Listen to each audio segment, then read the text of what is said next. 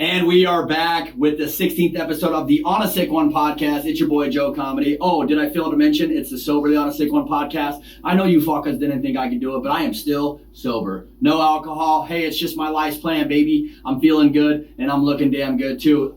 Since I've been out here, I know it's been a while. I want to do a little recap real fast on what life has been like since I left Reno, Nevada. I do miss the biggest little city in the world. I do miss all of my folks out there, obviously, but life has been tremendous since I came here, and I had no fucking clue what to expect when I moved here. Actually, I was a little bit nervous because I didn't know what life was going to be like. I had so much established back home. I had all my friends there, family, so coming here, not a lot of expectations, but a little bit nervous in a sense. I didn't know how the island was going to treat your boy. Well, let me tell you guys, it's been fucking pitch. It's been phenomenal. The island has been an amazing blessing on my life. I am blessed to be a guest living here on the island of Oahu in Hawaii. I'm very, very fortunate for that. So a couple of things real quick. I know I said on the last episode of the podcast that I was going to get maybe possibly an opportunity to work at Kualoa Ranch. I said it wrong. I was a dork. I didn't know what I was talking about, but guess what? I got the job. So just a little quick recap.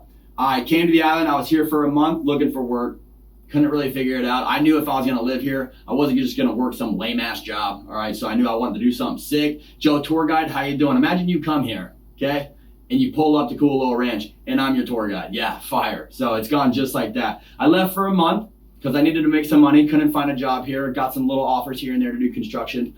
Fuck that. Wasn't about to do that life for nothing, so left the island, went and worked for Dialed Action Sports, did a month-long shows of touring the East Coast, doing BMX shows as team manager and as an announcer guy. Did over 50 shows for them in a month, in a couple of days. It was absolutely incredible. Shout out to my boy Ty Calais. Shout out to Jay Calhoun, Colin Ackerman for being out there. Great opportunity. So did that, and when I left to go do that, I had already submitted my application to Kualoa Ranch.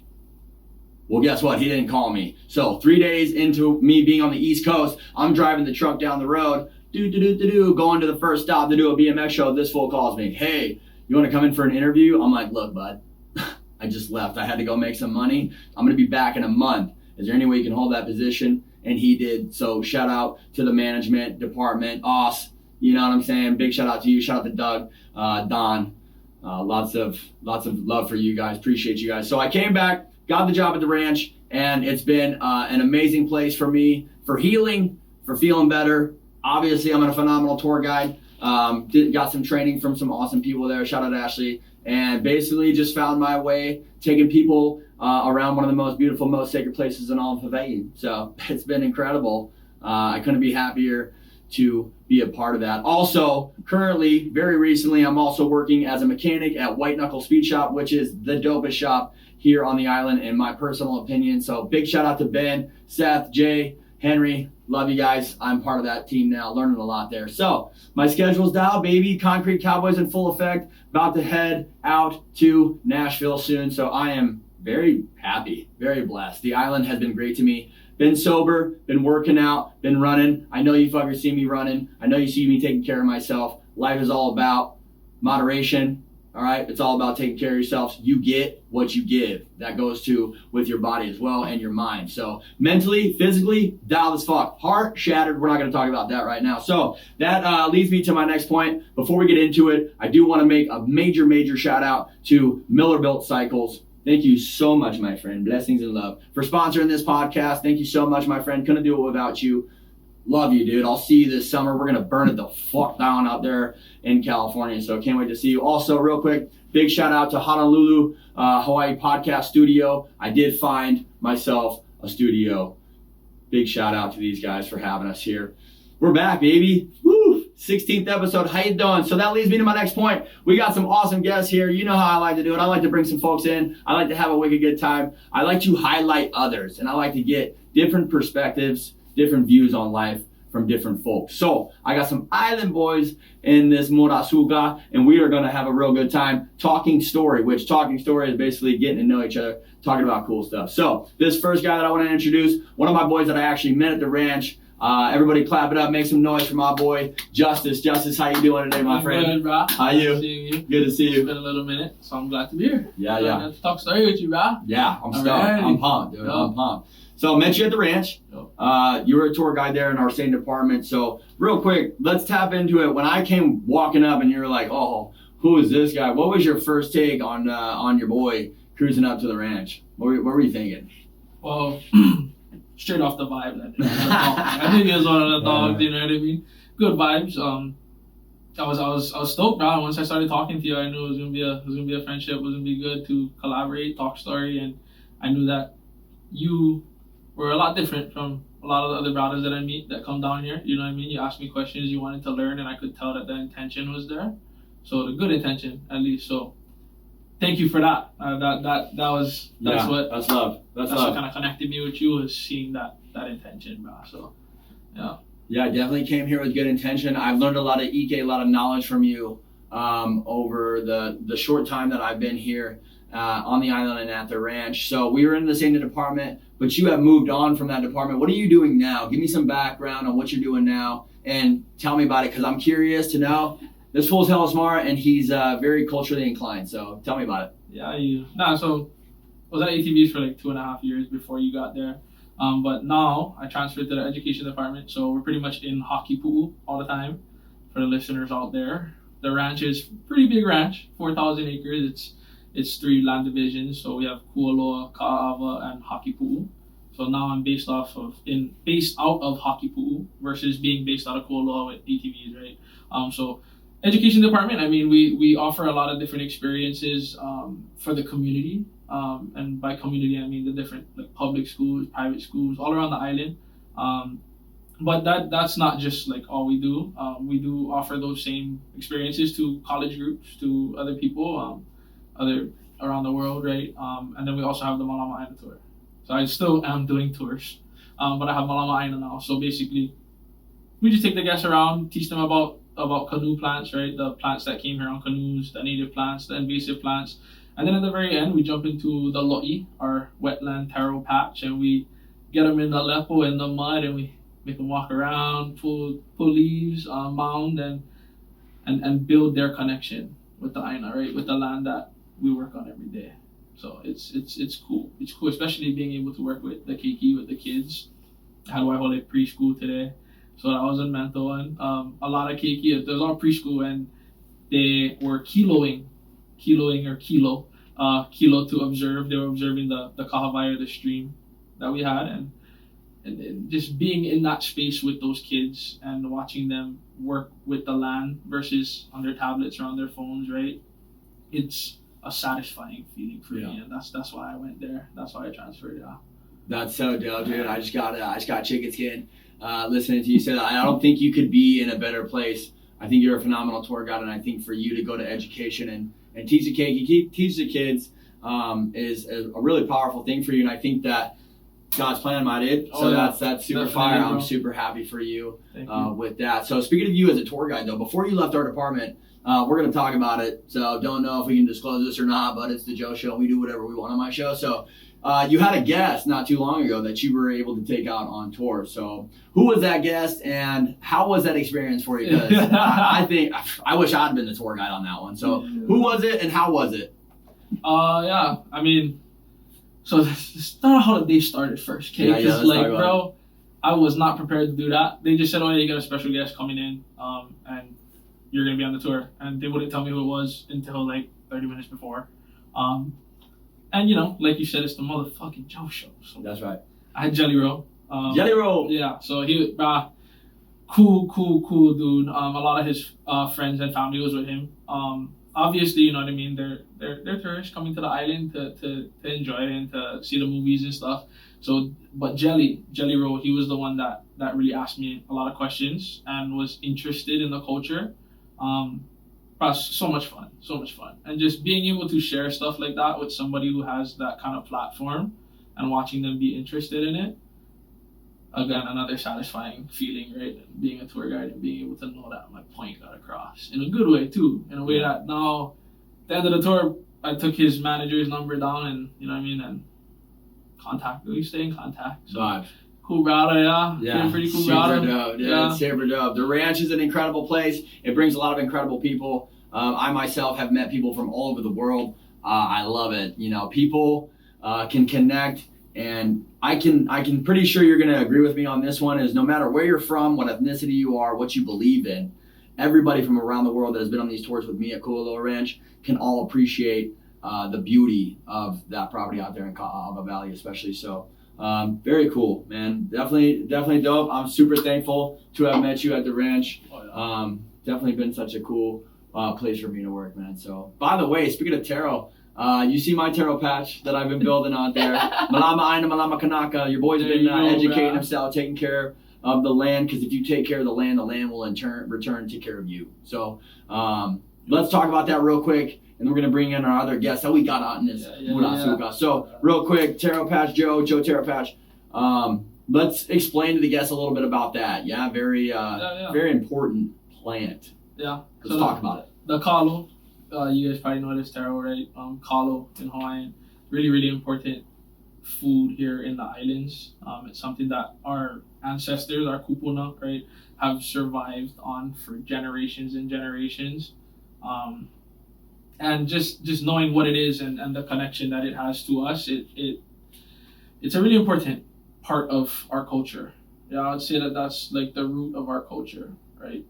Aina is land, and we use that land to cultivate, right, our food and provide.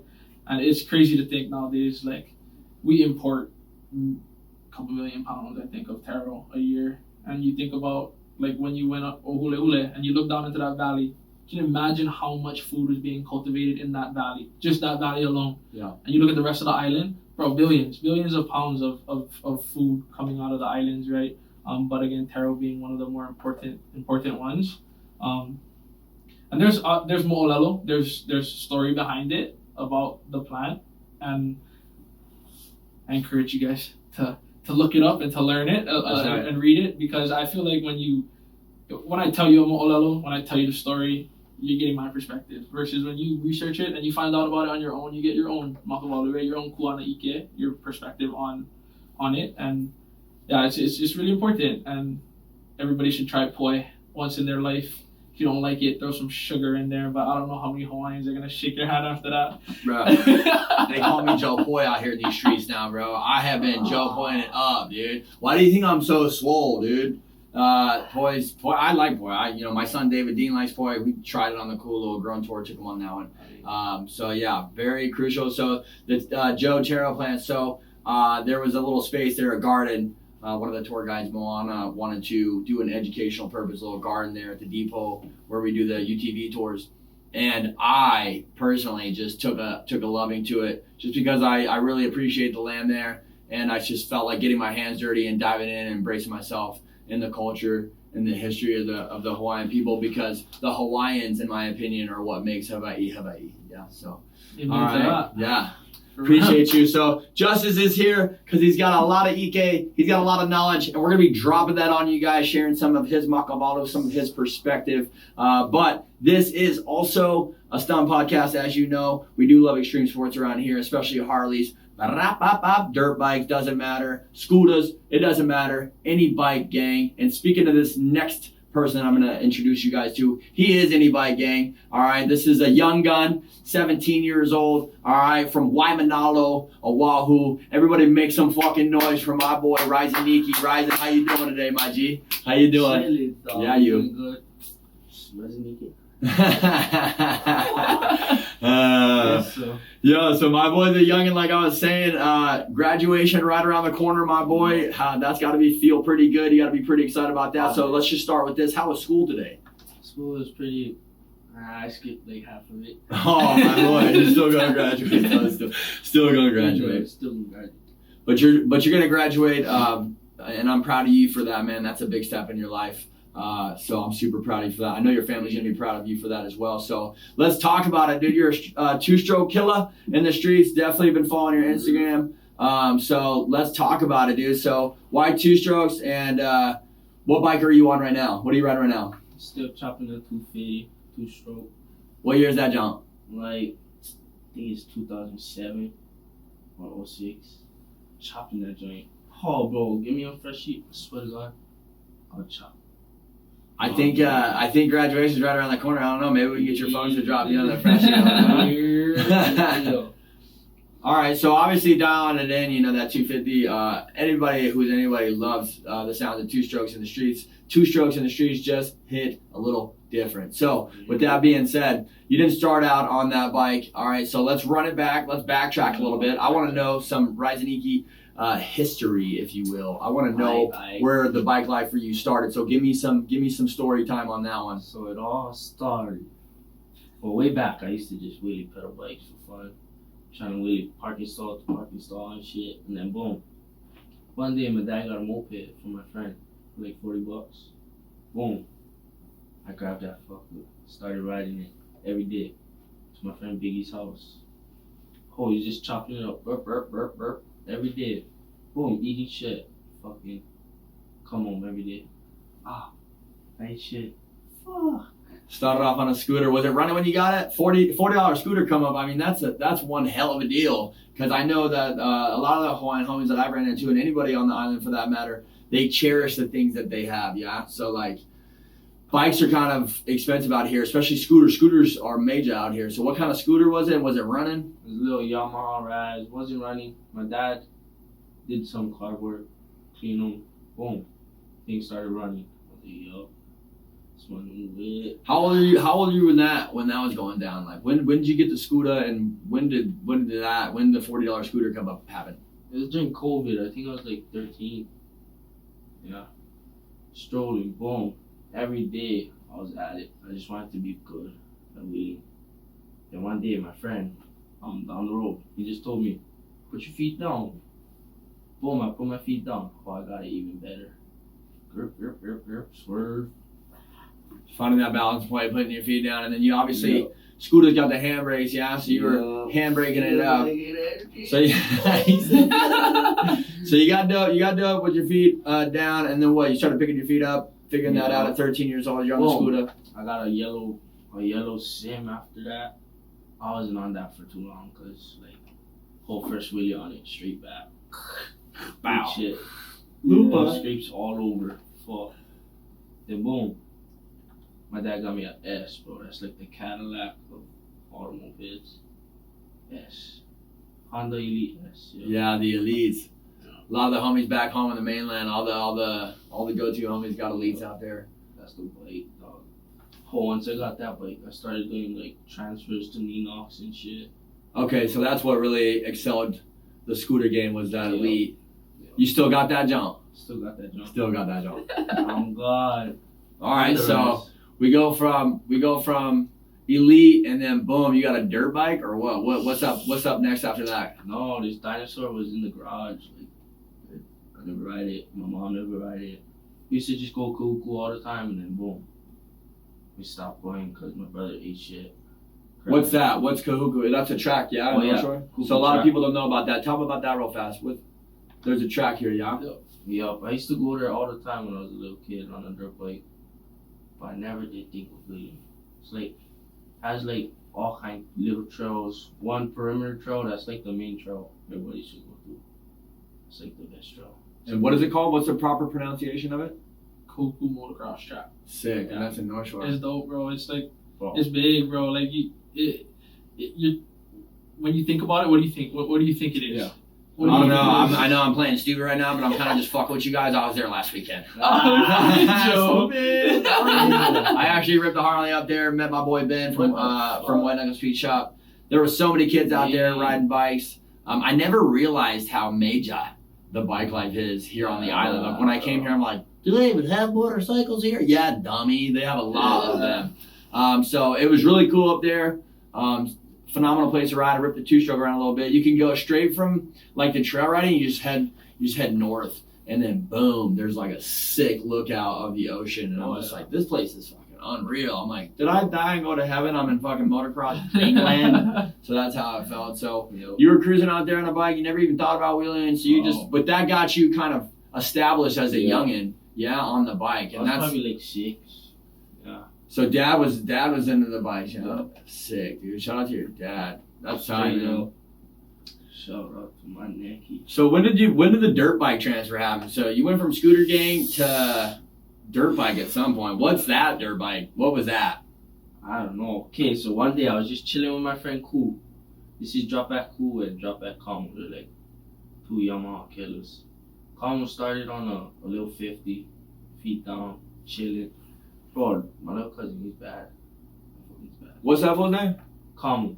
Kamu. Shout out Kamu. What's up, dude? How you doing? He's out here ripping around right now, huh? Now he's on a 85. Sick. Young boy, straight killer. Straight killing it. You're gonna have to shoot me his Instagram. We're gonna shout him out for sure. Yeah, No doubt about that. Love that. So, seems like so you went to you had an 85.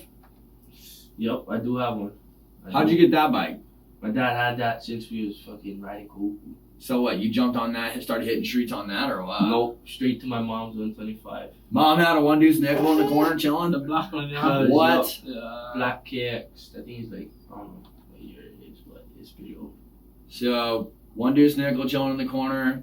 You got comfy, swaggy on the scooters, Yeah. and now it was time to shift and get on the two strokes on the dirt bike. So how was that transition for you, my boy? And what age was that? Was that like 15? I think 14. 14. Wait, yeah, 2 years ago.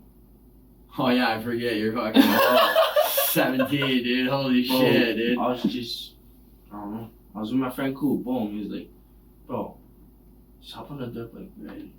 Just grab your mom's bike. Just grab your mom's bike and just take it. Yup.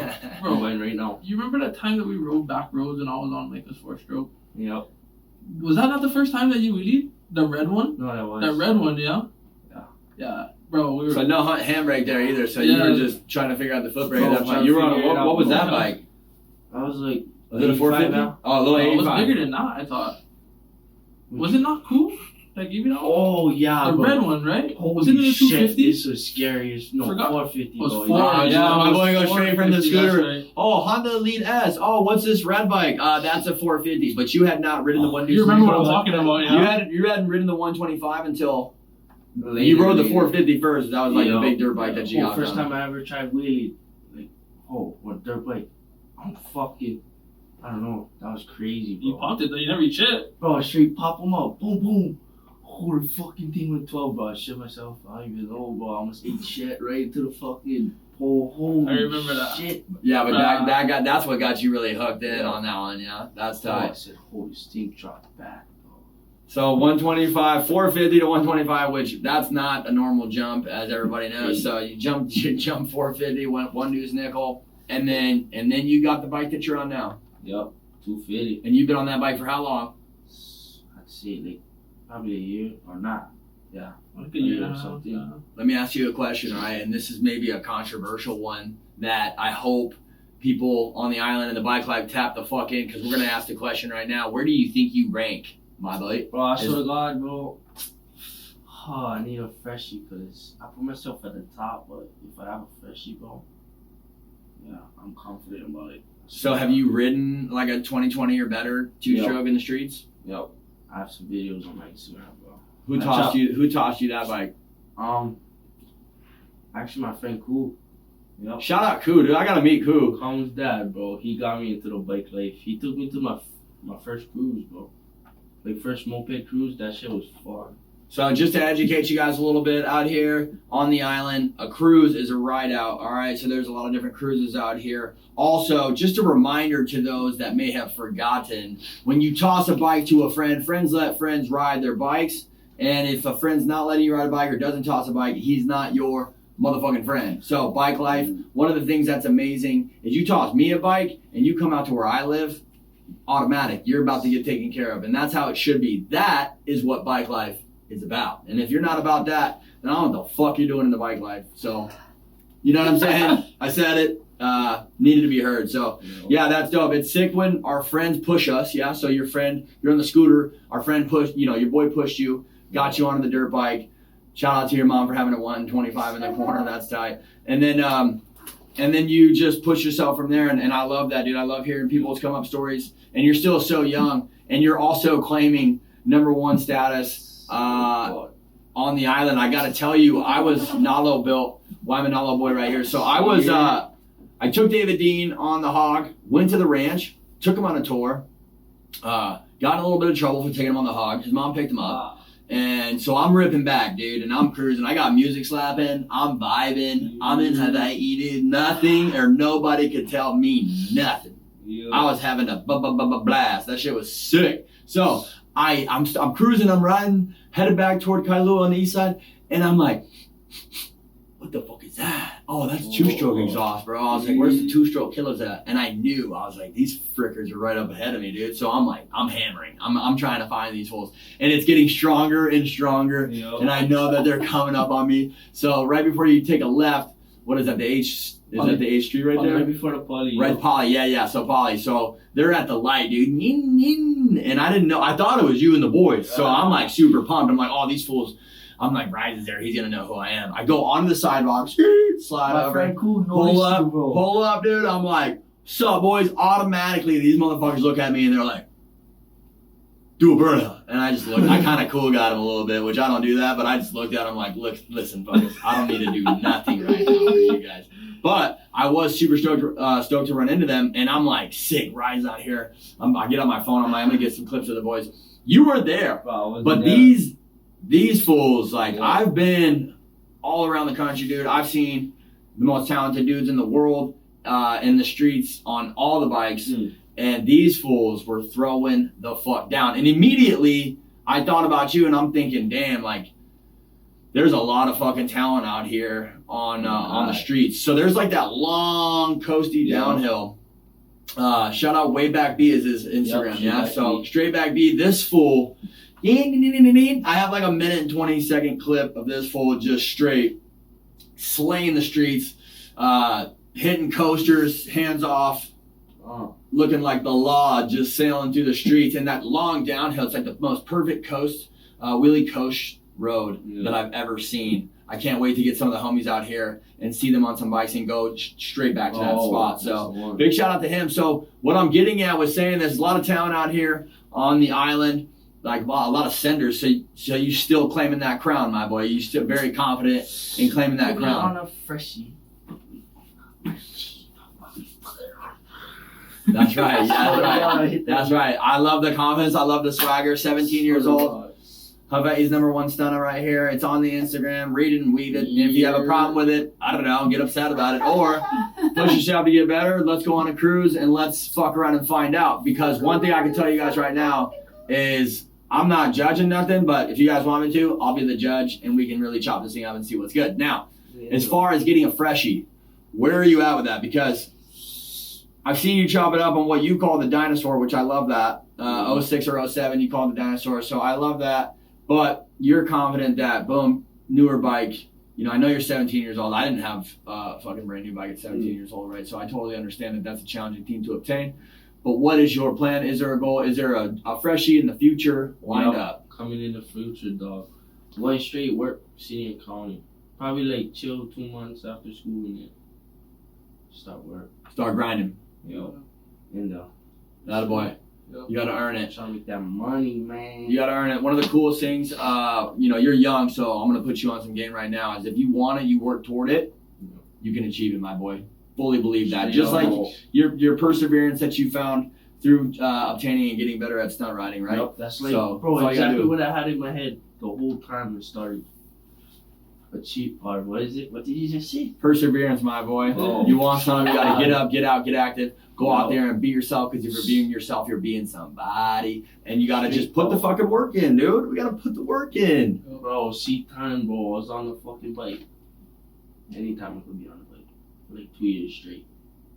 Anytime I could be on the bike. Yeah, no, that's super fucking major. So, real quick, we'll bounce back to you, Jess. What's up, dude? I noticed that, like, just like with him being a young gun, I see all these kids ripping the streets. Young dudes. I've seen kids on 65s. You know, it's really dope to see. So it's obviously a progression, major town, city, island. So with that being said, what's up? Everybody just charges large out here? Everybody's just a sender or what? Because it seems like culturally 100%. Yeah, it just seems like everybody fucking really gets after it out here, dude. So. Yeah. No, I mean, we live on an island, like you said, bro. Like, it's hard for people to make it out of here, bro. Like, we got talent out here, like you said, bro, but we got something to prove that we can hang with those guys up in the States. You know what I mean? Like, people sleep on Hawaii kids. People sleep on Hawaii. Yeah. In general, like, that's why a lot of the boys, like, I have some friends, you know, that play football that had to go up to the States to play to get that exposure because, You think about Hawaii football, you think about Kuku, you think about St. Louis, but there's all kinds of other schools out here with kids that are straight.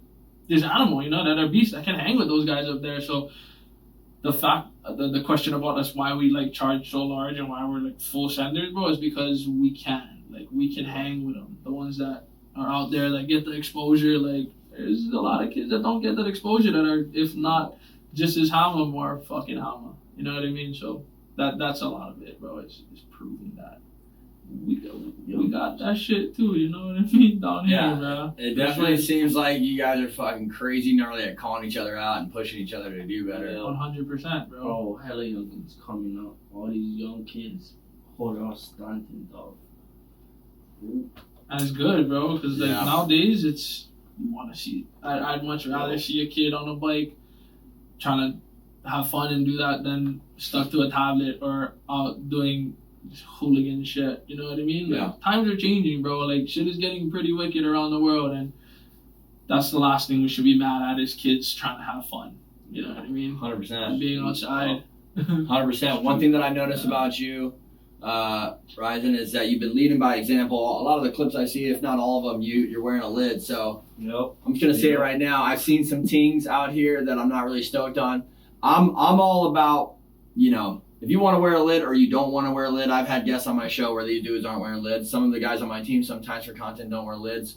East Coast crew, never wearing lids. However, if you're an older cat and you're out riding streets and it's nighttime and you got a kid on a 65, and he's 12 years old, we should probably wisen up, get a little light bar for his bike, maybe put a lid on him, so that way he goes home safe to his moms and pops in case something happens, right? So God forbid, we always don't want to think about that or go there, but shit does happen, and in the streets, shit definitely can happen. People die in the streets, so I just want you to remind the listeners, remind everybody, wear your motherfucking lid. I was just cruising the other day without a lid. I wasn't stunning or anything, but I was ripping the island, cruising, you know what I'm saying? And I thought about David Dean Doug.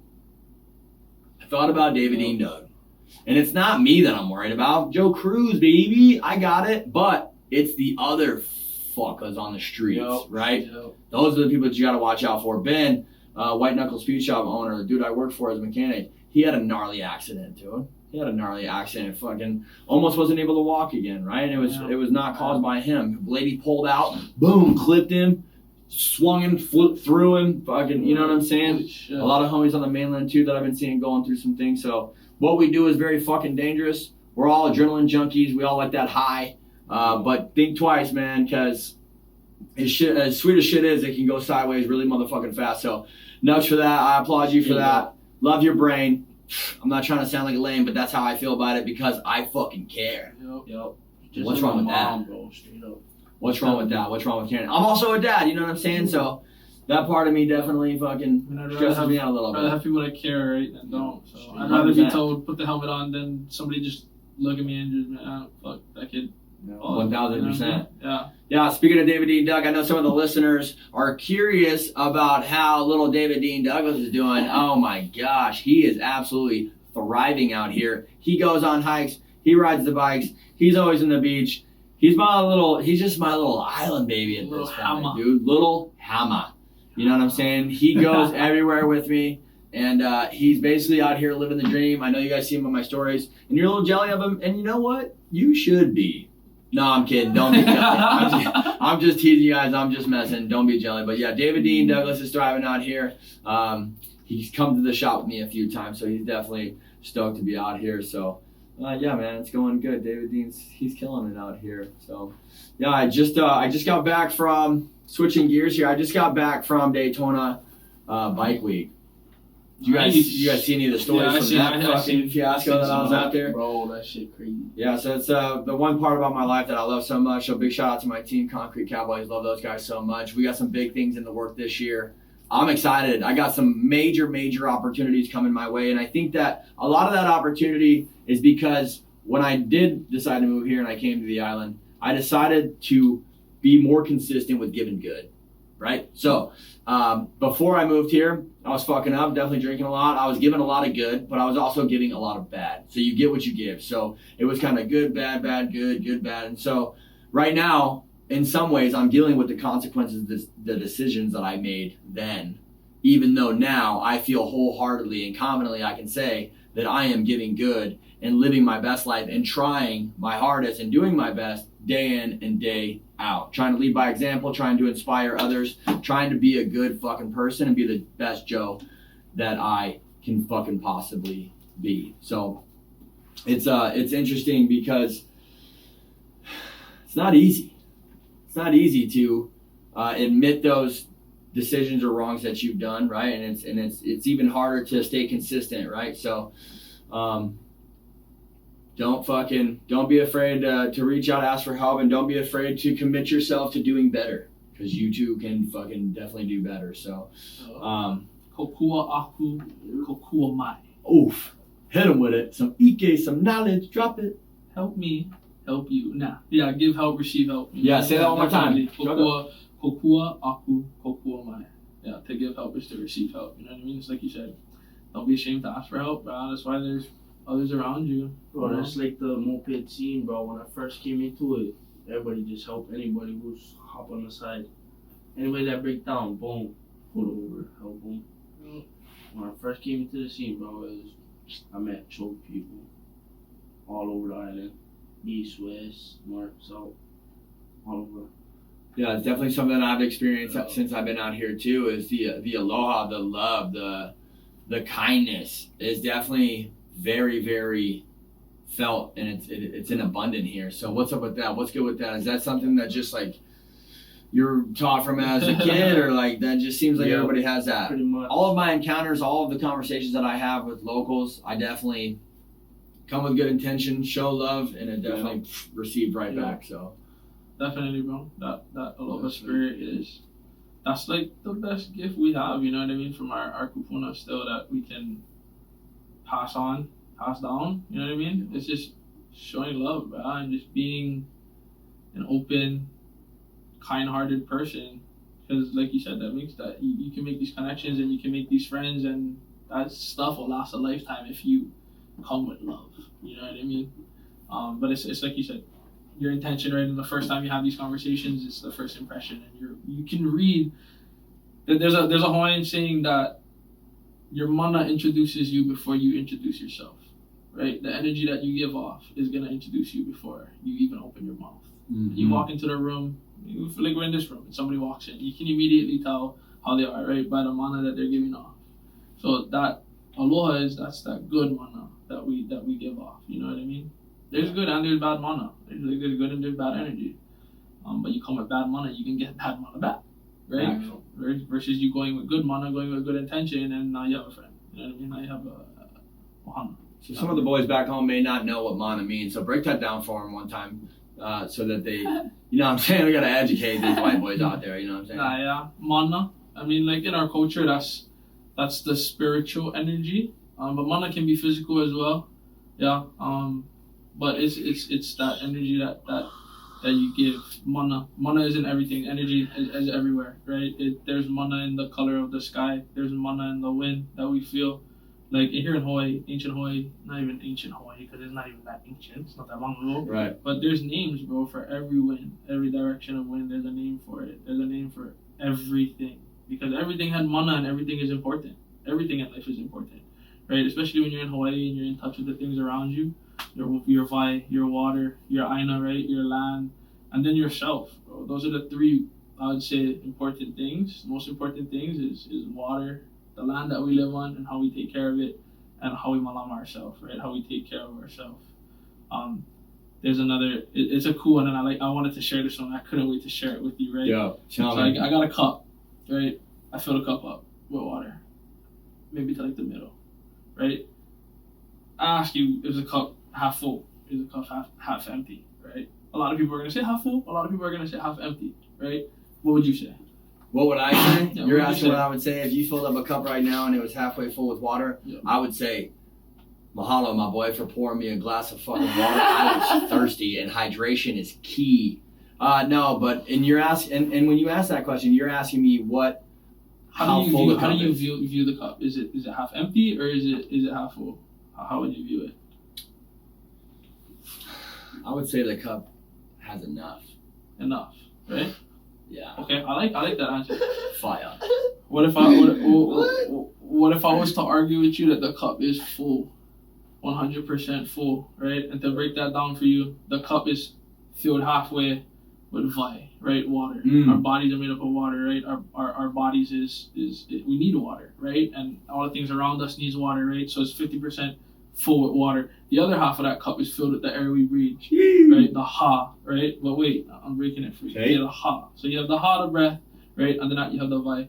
And then that glass, right, that cup is constantly filled with light, right? With E. Break that down for you. Ha, our breath that we breathe. Vi, the water we drink. And E, the light. Hawaii. That light, that E is in representation to like the spiritual realm, right? The world. If you agree with that, you know what I mean? Like a cool God, whatever you call them, that our life or that cup is constantly filled with that light. You know what I mean? But again, it's all up to perspective. So I just wanted to put that on there. Yo, fire, dude. Hawaii, you know what I mean? Yeah. The cup is always full, bro. It's just figuring out how to do it. Yeah. And your Kwana Ike again, your perspectives, how you mock up all of that. Sheesh. Yeah. Damn, dude. That's why Justice is here, dropping knowledge on you guys, helping you guys out, get through your motherfucking day, because life is challenging. We all go through setbacks. Whether you're crashing on a bike or whether, you know, you're trying to take people that aren't having a very good day on a tour and they're giving you shit and you just brighten their day because they need that, right? Everybody's got stuff going on. You know, whether you're suffering from loss, going through something personally, in a relationship, at work, life is not fucking simple. And it just keeps on rolling. So you gotta figure out different ways to navigate through it. I can tell you right now that physically taking care of myself, being more mindful of what I put into my body, that goes back to you get what you give. Hobie Doan, one of my pro BMX homies, has always kind of just kept that right here on my mental. You get what you give. Like, I think about that constantly because it's so true.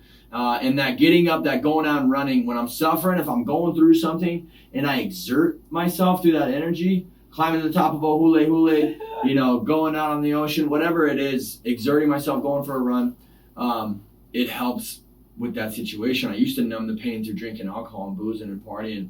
And all I was doing was continually being on this track of being sad and being fucked up, you know what I'm saying? I think too many of us these days are trying to numb pains and not face them head on. And so face your shit head on, dude. If you're suffering, you're going through it. I did it recently. I did the check-in challenge. Check in on your folks.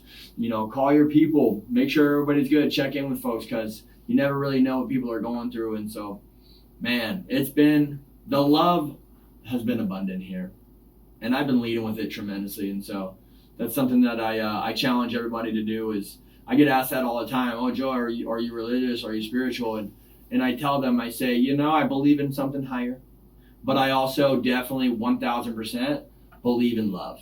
And I believe that if you lead with love and you lead with good intention, that you get what you give. Like, things are coming at me right now, dude, like this. Opportunity, cool shit, good vibes, good energy. While also I'm dealing with some things that I'm in pain over, right? Yeah. Consequences from decisions that I made then that are catching up with me now. And instead of drowning them out or trying to run away from them, facing them head on, while also trying to juggle and balance life, right? While also trying to take in all these new opportunities and fucking crush it, okay? Too many of us these days are so fucking worried about what other people think that we're thinking about the past or we're thinking about the future instead of being present in the moment now. And the only moment that is truly mattering in your life is now. And so that's why I'm always pushing people to get up, get out, get active, and be themselves. Because if you're being yourself, you're being somebody. Because don't question yourself. Be fucking bold. Be confident. Be great. Sheesh. Ryzen, how do you feel? I feel like we're just fucking over here. Fucking, my boy's like, let's go on a cruise tonight. So I feel like let's talk about cruises real quick. I want to kind of bounce back and touch on that. So how often do you guys have like a monthly cruise or like a weekly cruise or like a Sunday cruise? Shit. Like what's the cruise dealio, dude? So the 808 Street Killers. The 808 Street Killers have a Friday, Wednesday, and Sunday. Right. 808 Street Killers. They meet up at like Kakako and then boom. Go to Mop Central, fucking else they go to? Home Central. Yeah, I haven't heard of that. I want to go there for Yeah, sure. you gotta hit We that would up, drive bro. in and then fucking Ooh, there's one more spot, bro. Leeward. That's all you gotta know. Leeward, bro. Leeward, Windward, right? If you ever get a chance to go to Leeward Drive-In, Joe, you need to go there. Yeah, bro, I should bust it. Get Okay, their yeah. Fried noodle chicken katsu. They put fried noodle Wow. and then they put chicken katsu right on top. Just don't even ask any questions. Just go out there, put the sauce inside the box, close the box, and shake it up. And Shake then it open up. and eat that. I promise. Ah, Damn, that sounds so fire right now. exactly. Yo, so that brings me to my next point. So, the fucking food here, dude.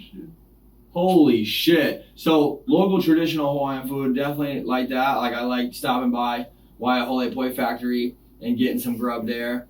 Some pork lau lau, some poi, mixing that all up, right? But also, I think one of the things that's tremendous about the food here on the island, so if you're a foodie, you want to come here and get some good food, is you basically have a lot of different cultures and ethnicities here on the island. One of my perspectives, what I've noticed is that it's a melting pot. It's kind of like New York City, how it's so very, very diverse in the amount of different people that are here. So one thing that I think sick is I feel like there's a lot of Asian ethnicity and different countries like that are all coming together here and all kind of mixing their ideas and their food together. So 100%. yeah, you guys are gonna have to put me on game with some food.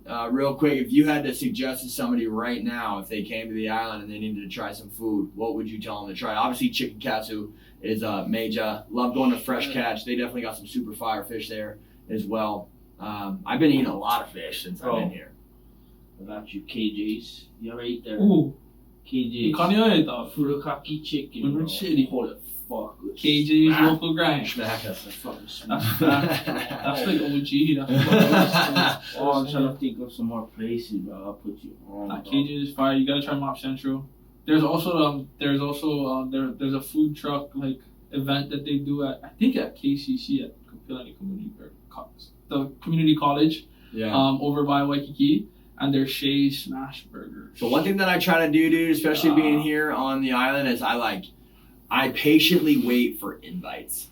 Does that make sense? It's kind of like going to a surf spot or something, or to a locals only, if you will, kind of spot, which it's not necessarily like that, but out of respect for the folks here and out of respect for the people that were born and raised here, I like to get invited. And what's been so fucking phenomenal, and it leads back to me not really knowing what it was going to be like when I moved here. I didn't know what kind of friends I was going to have. I didn't know how the locals were going to accept me. I didn't know where the fuck I was going to work. I didn't know if I was going to get a Harley again. Well, all of those things have happened in a tremendously good way. Great fucking people. Locals are awesome. They love Joe, for the most part, because I'm crazy. The ranch is going great. Got a Harley, working at the speed shop. It's like, damn, you know what I'm saying? The island has been abundant. So it's like, I like to get that invite though. So what I'm telling you guys is, a kid the other day that we just worked with, Jaren's cousin, he was like, yo, do you want to go diving, go spearfishing?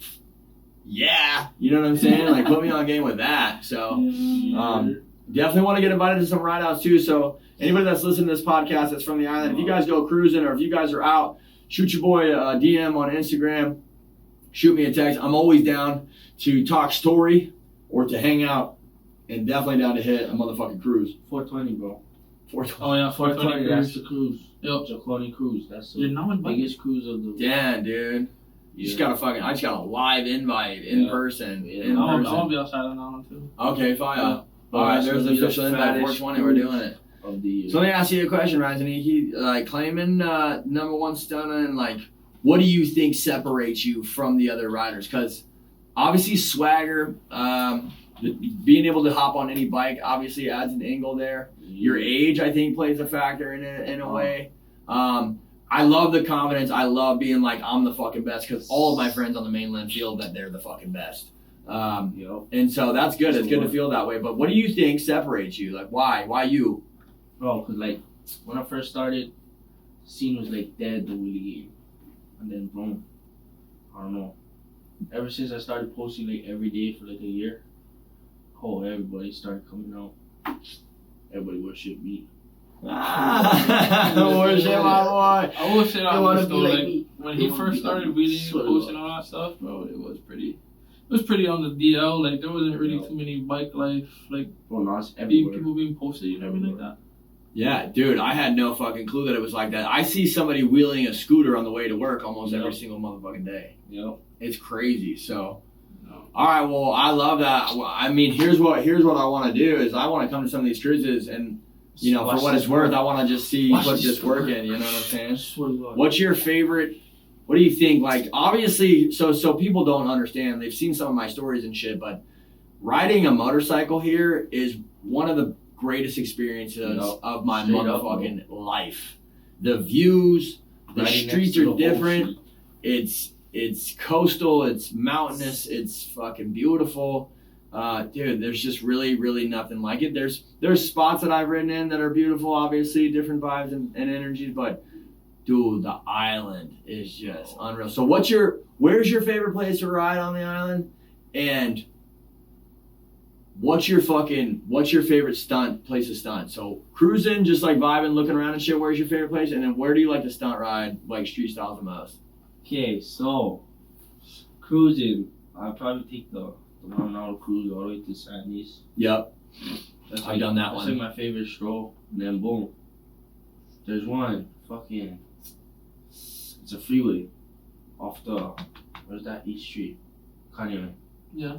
Yeah, that freeway. We're going up East Street. No, I thought Licky the one we was on today. no, it's going, okay, say you're going to by the graveyard. Yeah. Take the right. Oh, at the bottom of the East Street. Oh, the yeah, East yeah, Street. yeah. The bottom of East East Street, yeah. Yeah. So you know that bridge you go under to go to the Putty? Yep. Right above you, that one. Oof. That road. Oh, bro, that freeway is amazing. Super fire. Yep. Yeah, we're definitely gonna head a ride out there. Do you organize any of your own rides, own cruises? Yeah, bro. You personally? Yep. Nalo style, like No style, meetups, greet ups. Ryzen Nikki's cruises, bro. Okay, so like when I first started, it was all like memorial cruises and stuff. And then this guy MB from Canyon, he started making cruises just for like stunt. Yeah, sick. I was like, shit, I can make my own food, dog. And then, started making my own cruises. Like whenever there wasn't a cruise, the next month I just made it. Yeah. Yeah. Yeah, that's fire. You should be throwing like one a month at least. Yep. You know what I'm saying? I'm one of those people that like my podcast, for instance, you know, we've been away for a little bit, but we back, motherfucker. But I definitely don't like to overdo things in a sense. Yep. About to go back to Reno and I'm throwing another comedy show when I'm there. I used to do one a month there.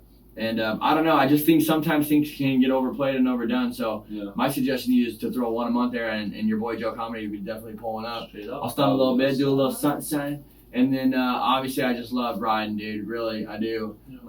Mind you, not everybody is a stunt rider. I just want to make that very clear and aware, and so everybody knows it's okay if you're not a stunt rider, right? And I think some people feel this pressure and this overwhelming, like, oh, I have to learn how to stunt or I can't even show up. Bullshit. Like any real one will tell you, you don't have to be a stunt rider, man. Obviously, it's fun. You can push yourself, you can get better. Me personally, I hang out with some of the best dudes in the world, so when they pull up next to you and they say, show me something, pussy, I mean, obviously you gotta do a little stunt. But even me, like I don't claim to be a stunt rider. Yeah. Do I fuck around? Hell yeah. But I have other avenues and other things that I do that my homies that stunt don't do or can't do. Not that they couldn't do it, but the time that I put in, the work that I put in to do the things that I love, they put into riding bikes. So just so you guys know, there is no pressure to stunt ride.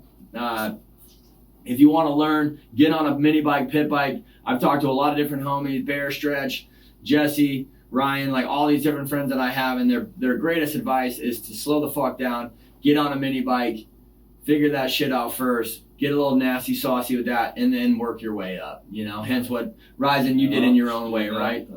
So yeah, it's super important to do it that way. I want to talk about a couple of things real quick on the island that I've been seeing, that I've been noticing. First of all,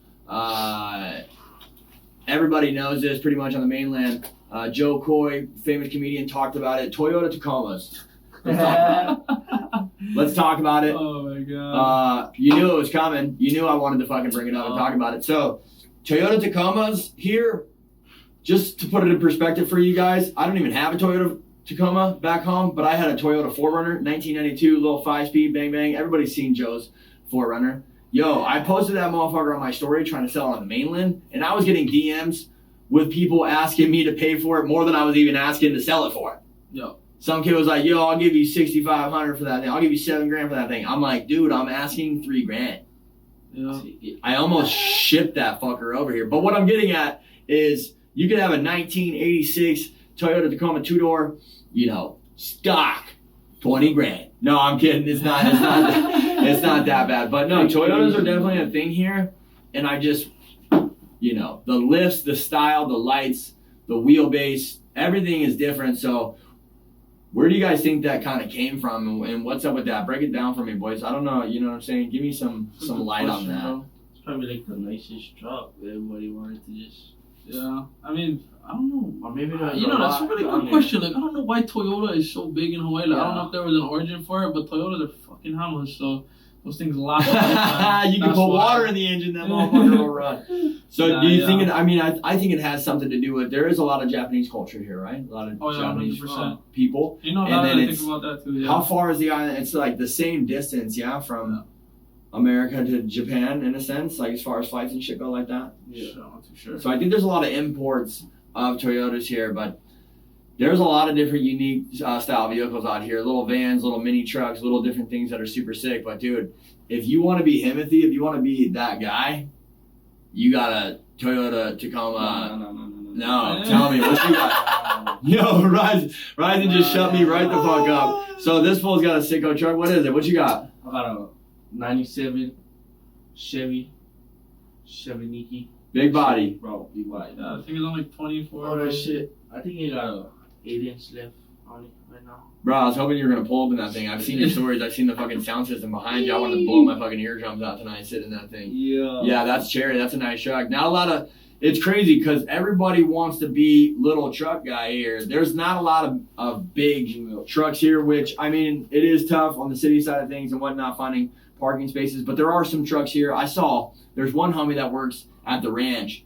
He's in the fucking heavy equipment side of things. He's in the maintenance side of things.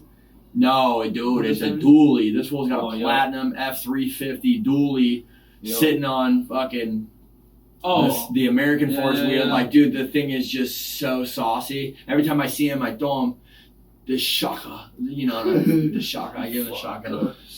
Yeah. Speaking of shakas, let's talk about that real quick. So yeah, Toyota Tacomas. If you got one, ship it to me. We'll sell it. Flip, bang, bang. I don't know. Let's make $60 million. Just kidding. No, but that's definitely a thing. But real quick, shakas. Okay, you come here, you're gonna see them. Okay, I do them. What's cool about this place is like traffic. To give you an example, dude, I'll be on the hog ripping. Okay, people don't like it when you cut them off here. Don't do that. Some of the locals probably stab you in the back of the neck. Now, what you can do is come over, look at the fool, give him a shaka, little one of these, none of this shit, one of these right here, one of these, and this fool lets you in no fucking problem and throw you a shaka back, make you feel good about your motherfucking day. So it's definitely a respectful thing, but definitely all good, bro. You need to get over, you need to, let me in. Hey, bro, is it good? Yeah, you, go ahead. So I've been definitely picking up some different things, a little bit of pigeon talk for sure. The accents, the slang terminology out here is very, very dope. In a way, it kind of reminds me of like Bay Area talk. Like the Bay Area talk, I know you guys aren't maybe too familiar with that, but it kind of, there's just different ways in slang of saying things that you definitely have out here. And there's like a style of saying things. Like one thing I've noticed about myself is every time I ask a question or say something, I say yeah at the end. So like, do you have a good day? Yeah? Or like, hey. Whatever it is, like, yeah, I'm about to go on tour right now. You have tour today, yeah? You know what I'm saying? Like, whatever it is. So we don't even, you don't even catch yourself doing it. And somebody was like, of course, somebody had to be fucking annoying to me about it. And they're like, why are you trying to say it like that? I'm like, listen, motherfucker, because naturally I open my ears when I listen when people speak. And so being here for 6 months now, I'm just kind of naturally it's happening. Okay. So don't fight the feeling. Speak a little pigeon, you know what I'm saying? But pigeon, let's talk about that real quick because it's super dope. Like, there's some pigeon that I've heard that I'm like fucking trying to do chemistry in my brain, trying to figure out what the fuck this local homie just said to me. And it's really dope, it's cool, but it's very, very interesting. So can you give me some backdrop, give some people some fucking bomb cuss. Like automatic, guaranteed. The pigeon, bro, it comes, I mean, like, the Hawaiian language is kind of like pigeon. Which is what? What is the Hawaiian language called? I know what it's called. I want to teach the listeners what it's called. Olelo Hawaii. Olelo Hawaii. Sick. Yeah, but I mean, like it's like the way that the sentence structure is it is the same. You know, it's like pidgin, and then you have your different dialects. Like each island has like different chat that they say, bro. Bro, even fucking Big Island is different from our slang. Yeah, like on Kauai, Mm-hmm. you know how we're like ho, they go hoi. Oh, no way. It's slightly They say different. hoi. Oh, dude, look at that cherry truck right there. They say hoi. They say like, I don't know if it's Maui or Kauai, but like how we say rubber, they'll say cab. Like, oh, that's so cab. That's cab. Is that? Yo, dude, And I'm telling you, it's the sickest like, shit ever. You Like, know, trash is rubbish. It's not trash. It's not garbage. It's rubbish. Wow. You know, there's just like certain little things like you got a nice ass car or you got a nice ass bike. It's cherry. It's You know kind what I'm of saying? like another one would be like how we say. I guess you could say regular would be like ratchet. Like somebody, oh, you're acting ratchet. Like you're not acting like kind of, you know what I mean? We'd say like, oh, dirt. Like, oh, that's dirt. Or like, dirt, like D-I-R-T? Yeah. Dirt, Like that's Maui, they'll dirt. say like, oh, that's so nails. Nails, like that shit's the hard as dirt, fuck, the dirt right? under your nails, you know what Oh I mean? yeah, fucking grease slap. We talked about that in the last episode. Like that's the pigeon, bro. It's, whatever. It's just you hear it. It's very lax. Yeah, Very no, it's super relaxed. relaxed. What's cool is unless you Relaxed. kind of live here or stay here or be around it, you don't really know what people are kind of slang chiming on. And so it's cool for me tapping in a little bit, learning that, figuring that out. I don't know. I fucks with it. I fucks with it heavy. Yeah, we've definitely had times where you looked at me and were like, one more time. Yeah, 100%. 100%. Like, what did you say?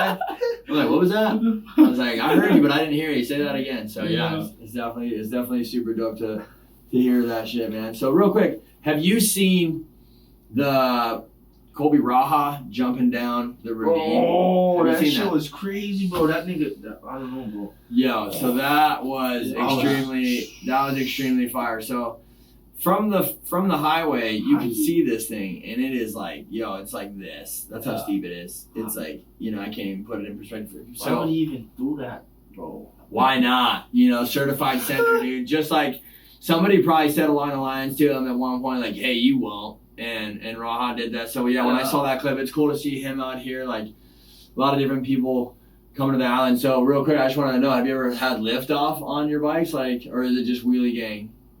Shit. Have you ever had like a desire to hit the track and like I'm not kick it having a sideways? trap. I'll send it though. Yeah, you'll send her. Straight up. But streets, only streets Oh, for God, life. bro, I'll kill anybody. So have you ever ridden anywhere else besides the island? Where else have you ridden? Moped in Las Vegas. This guy, I forget his name. That's all right. We'll figure out his name. What the fuck was his name, Ryzen? Come I on. don't know, bro. It was a red moped. So. Red moped, he tossed you the keys. That's part of bike life. So where you were at, you were in Vegas, huh? I probably know of this fool, guaranteed. See, there it is, right there. Automatic. No, you don't remember his name though. Come on, that's one. That's a. You know, you gotta remember homie's name. But honestly, I bet you. Yeah, I totally get it. You know, you don't remember certain people's names. I meet a lot of people. By the way, I am fucking terrible with names. I just want to get something off my chest right now because Raj just fucking reminded me. Listen, if I see you this year at a show or at somewhere and I don't remember your name, it's not because I don't like you or you're not important. It's because I'm kind of fucking dumb and I'm just really bad with names. If I saw your face one time ever, it could be on a subway, it could be on a trail somewhere, it could be anywhere. If I've seen your face, I know I've seen you. But if I've only met you a handful of times, once, maybe twice, and I don't remember your name, please don't make me feel bad. Don't get offended, okay? My name's super fucking easy. It's Joe. Some of you guys got some crazy ass fucking names, okay? So I just want to get that off my chest because sometimes I be out here and somebody's like, you don't remember my name? You don't remember my name, for real. This motherfucker doesn't remember my name. I'm like, dude, why the fuck are you making it a big deal? What's your fucking name again? Or sometimes I'll be like, fuck, dude, like, I don't remember this fool's name. And he just hugged me like we've known each other for 20 years, which is great. I love hugs, you know. I'll give you a fucking hug real quick, but what's his name? So sometimes I'll like wait for somebody to say it, or I'll be like, hey, what's his name again? And then that person sometimes will look at me like, you don't know his name? So now I got two people fucking, I don't know, I'm just really bad with names, so fucking give me a fucking break, please. Meet a lot of people, awesome people from all over the country, so it's okay, by the way, is what I'm getting at, that you don't remember homie with the red scooter's name. But you're in Vegas, and you rode a scooter. How was that experience? And were you chopping it up in the Vegas streets? I was just by myself. I don't even know where I was going. And you were yeah. What were you doing in Vegas? Just taking a trip with my family. Oh, okay, cool. And you were probably 12 at that point, so you definitely couldn't gamble or anything. You know. How old were you at that one? Hey, but they pulled in the fucking. They let me ride, dog. Yeah, that's Jerry. You know.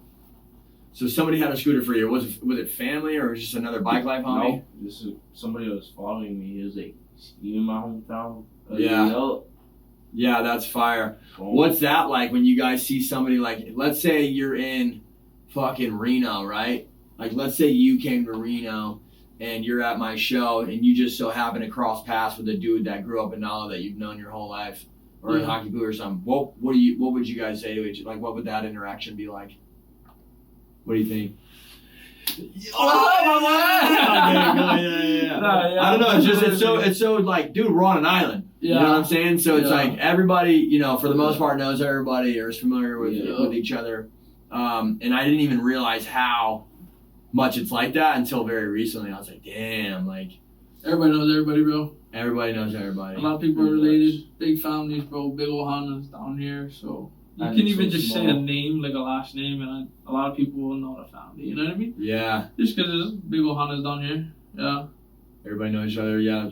So one thing that trips me out about the island as well is like, sometimes, man, I'll fucking zoom out on my maps, on my Google Maps, and you literally see just the amount of water that is surrounding us. Yeah. Oh, it's crazy. I have to honestly not do it because the island is bigger than what you think. So, what is there, like 800,000 to 1 million people that live on Oahu at a given time? It's like 1 point. It's more than. You think so? It's over 1 mil. So over 1 mil people live in here. Over 1 mil people live in here, and then Don, one of the managers at Cool Little Ranch that I work for and work with, he explained to me that in 2019, just before COVID-19 happened, 30 million people visited the island tourist style. Yep. Let that fucking sink in for a second. 30 million people. Now, what I will say is this. As far as that many people coming here, and as small as the island is, right?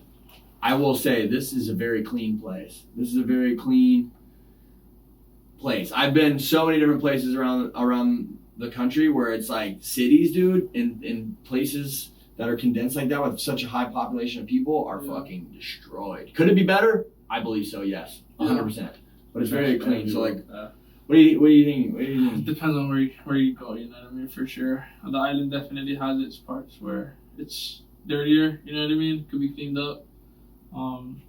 Yeah, that whole thing we talked about, like the Malama Island thing and taking care of the land, that needs to be brought back a lot more. I mean, and we're just a lot of homeless people. Yeah. Oh man! Holy shit! They're everywhere. I mean, other than that, though, like the east side, like where we are, you know what I mean? Obviously, it's a lot more clean. A lot more people taking care. I feel like the people in the city are like the Hawaiians in the city are a little bit more disconnected than we are, just because they're surrounded by so much foreign stuff, like these buildings and concrete, right? Like, and you can't blame them, bro, because it's cheaper to live out there in town. Like, versus living on the east side where the beach is, right, where the green is. Like, people charge up the ass over there. Yep. So it's not their fault, you know, but definitely that living out in town is like, it's disconnect. What do you guys call the boys that live in the city? What are they called? Townies. Townies. And then they call the country boys, what's that one called? Not really have one. Yeah. So it's the townies. So townies. What do you think? The townie boys, they take pride in that, though, yeah? They're like... Or is that kind of like... yeah, I mean, for sure. They take pride. There's nothing wrong with it. It's not like us versus them type of deal. It's just like... It's like, oh, yeah, what you just said, that's some townies. You're a townie. Yeah, holy shit. Well, I'm so thankful I'm Joe Eastside. Holy moly, dude. So, one thing... so, this is something that I wanted to touch on, for sure, is the city... I don't go over there very much. Typically, if I go there, I'm leaving. Flying off the island, going to the airport, picking somebody up from the airport.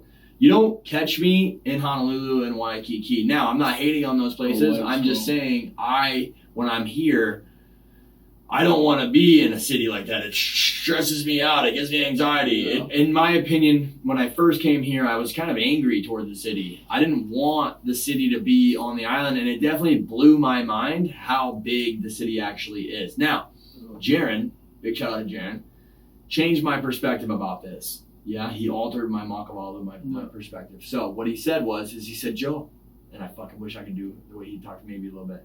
He's like, Joe, think about it. He said, if the city didn't exist, the high rises weren't there, he said, everybody would be spread out, bro. He said, it would take places like this, it'd take the countryside, and it would just put everybody everywhere. So he's like, be appreciative of the city side because there's so many people there that if they weren't all stacked up on each other, then it would just disperse. Disperse everybody throughout. Definitely. And so that, after he told me that, I was like, holy shit, you're totally right. You know what I'm saying? So it gave me a little bit more of an appreciation because there's a lot of people that come here, like myself. You know, like I said, I'm a guest living here on the island of Oahu. I think definitely, comparatively speaking to some other people, I think the way that I have dove into the culture and getting my hands dirty, working the land, doing different things, and my appreciation for it is definitely very high. But I think the city is important as far as how times are now because of that spreading out and being everywhere. It centralizes the population, you know. So keep building high rises, keep Good going. point, Jerry. Good point. Yeah. Never thought about it that way. I mean, that's why it's good to talk to people. You know what I mean? It's like what you said, get different perspectives and it'll open your eyes up. And it's good when you can admit that perspective is good. And I admit that right now. Like, that's a good perspective. That's a good way of looking at it. Without the city, they'd be all up in our towns and all up everywhere else. So that's a good point, yeah. Chopping up 2 Wikes, bro. That's like a different. That is a good spot to chop to. Yeah, so it's crazy. Don't cruise there, just go right through. Couple times that I've been down in the city though, there has been some cruises that I've seen pull up and cruise through there and go through there. Some wheelie boys out there. And that's super dope. Are you familiar with Infamous Hawaii? Yep. Yo, so you know Noah? Yep. You know, are you guys friends? Yeah. Yeah, like. Yeah, he is dope as fuck. So shout out to Noah. Cool. Infamous Hawaii runs that page. I bring him up because I've seen him cutting up some city streets That was one of the pretty first heavily. people I seen chopping it up on a dirt bike down here. He's just one of those people in the bike life scene too. It's like that's another thing is you meet so many awesome people right through the bike life. So it kind of brings us all together. We all share something in common. We're all outside, not cooped up. It's a good outlet. So just so many different folks here, like I said, that I'm just stoked to be meeting. It's so crazy, guys. I can't tell you how happy I am that the people that I've met, the friendships that I'm creating, the bike life, the shop, the ranch, it's just all been such a major blessing, man. And I'm just so fucking grateful for it. And so, yeah, remind yourself what you're grateful for. You know what I'm saying? For real. Times get rough, times get tough. We were talking about it a little bit earlier, but I think too many times we forget to be present in the moment. That's now, and we forget to be thankful for the little things. You're always going to be dealing with some bullshit. It's never going to go away. It's constant.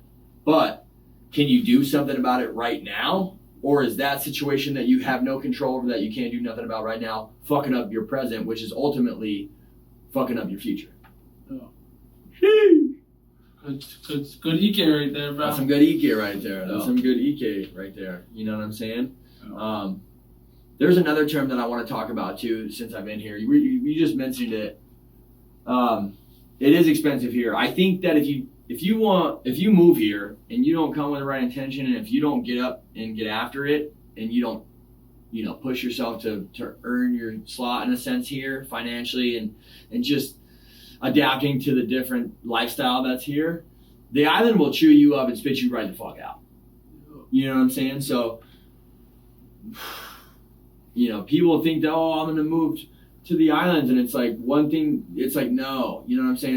It's not easy like that. You definitely got to want it, and it's not for everybody. And I for sure didn't think it was for me, and I've been pleasantly surprised, but not to tap myself on the shoulder or fucking gas myself up, but I definitely think I'm a little bit different than most, So shout out to me. But anyways, what do you think what do you think about that? A lot of people do, like Tora's coming here. We can talk about that first. Like Tora's coming here.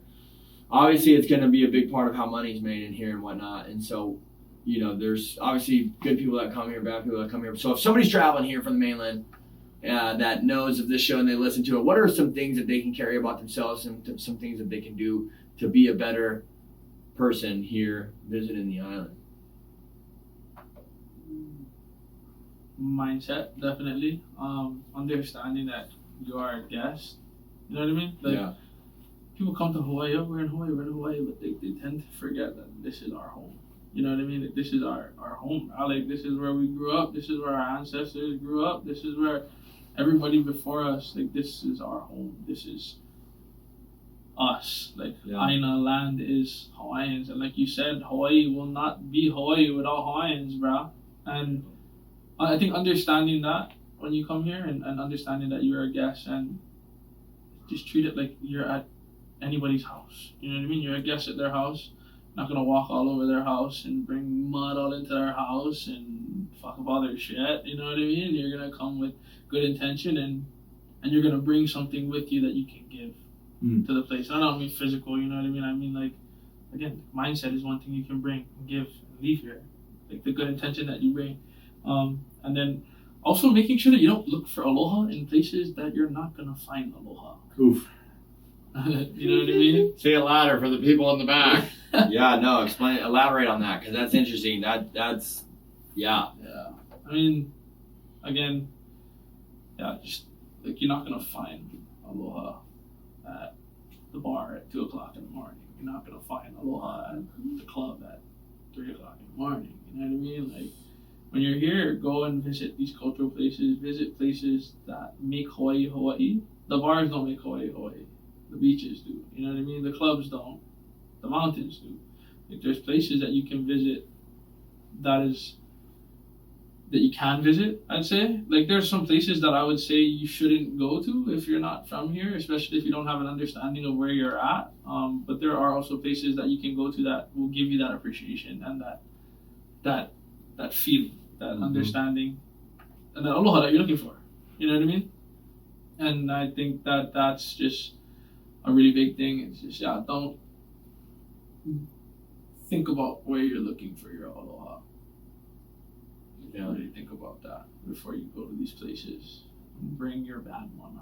So basically, take your motherfucking shoes off when you come into the house, and lead with love and with good intention. Love, one thing for me, is obviously being at the ranch has allowed me to learn from the Hawaiian homies, the Kanaka, and different people that are born and raised here, and definitely kind of catapulted me into understanding and respect greater for the island and for the people that were born and raised here. So like when I go on different hikes and things, there are some places that I won't go. There are some things that I have no interest doing that I didn't know at first when I first came here. So I'm obviously very respectful of that. But I do go on these hikes, and one thing that I always lead with is great intention. So I'm there for the right reasons. I'm there to heal. I'm there to experience the beauty.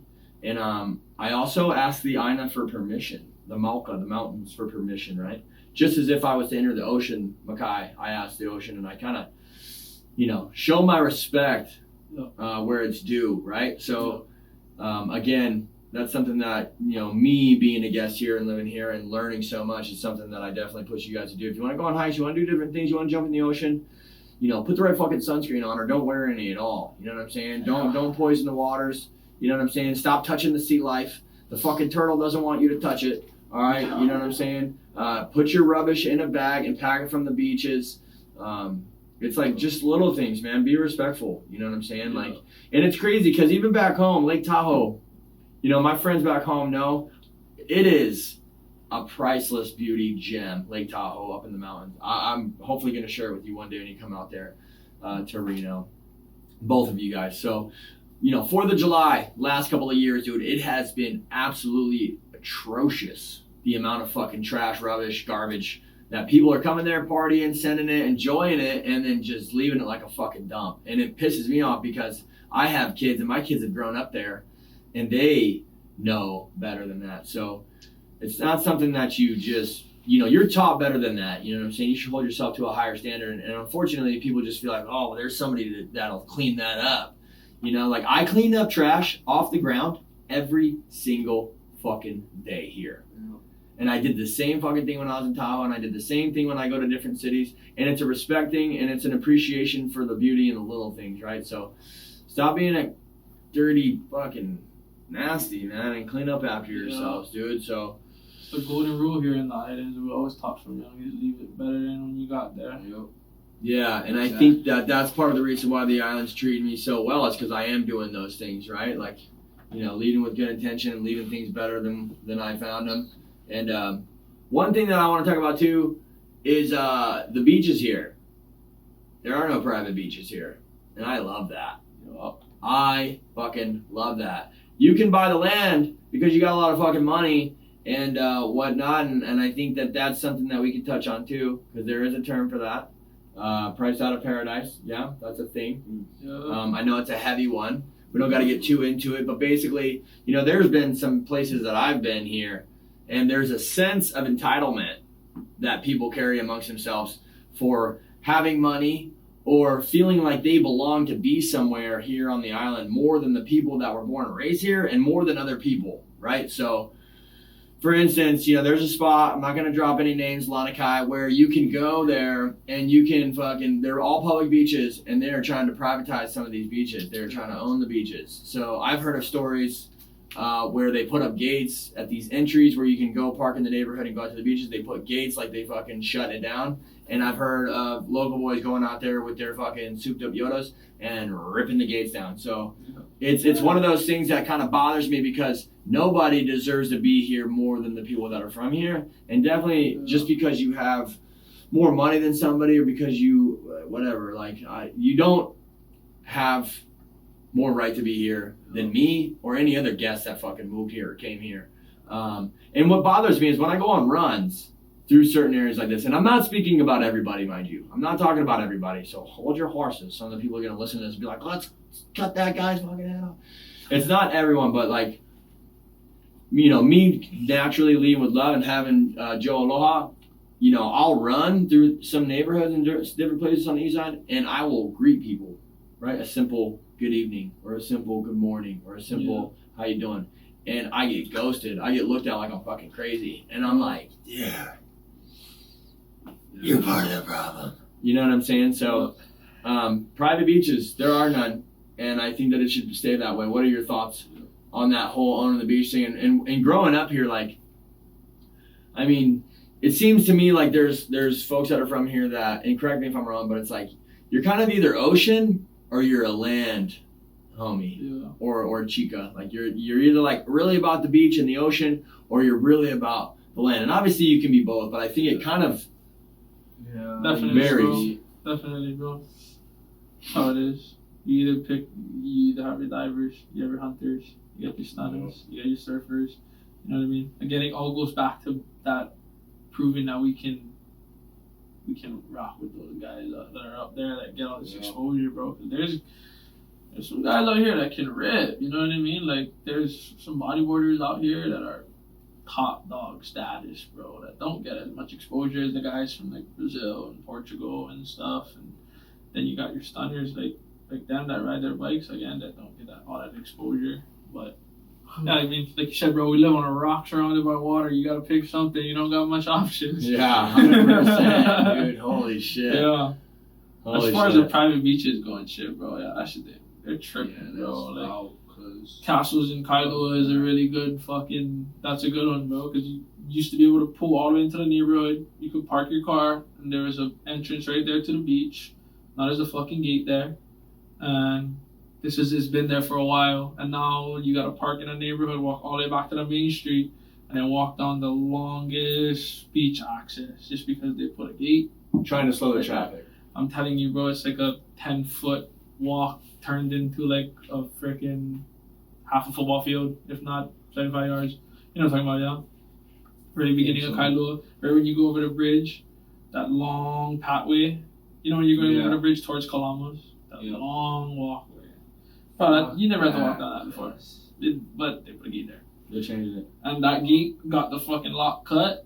And so they stopped putting a lock and they put a code now. Now you gotta enter the code to enter into the Who the game. fuck's got the That code? shit, yeah. What code? Whoever lives right there, I think. But it's big That's trips. crazy. Like they literally just made a gate there to stop people from walking there because you can still get to the other side with the long walkway. They just didn't like people walking past their house, so they put a fucking gate there. I don't know how that's they go whatever, you know what I mean? You got money, you fucking Kailua, you can fucking do what the fuck you want. But Yeah, I don't like that. I don't like that at all. I mean, look at Lanikai. They couldn't own the beach, so they just pushed their houses right up to the fucking water. Yeah. And then they put sandbags over there. And now you can fucking... Yeah, so what I've been taught and what I've been told is it was very, very different in Kailua. And Lanikai was kind of like a made thing up. Like it kind of like came out of nowhere, right? It always used to be kind of the same area and it was very locally.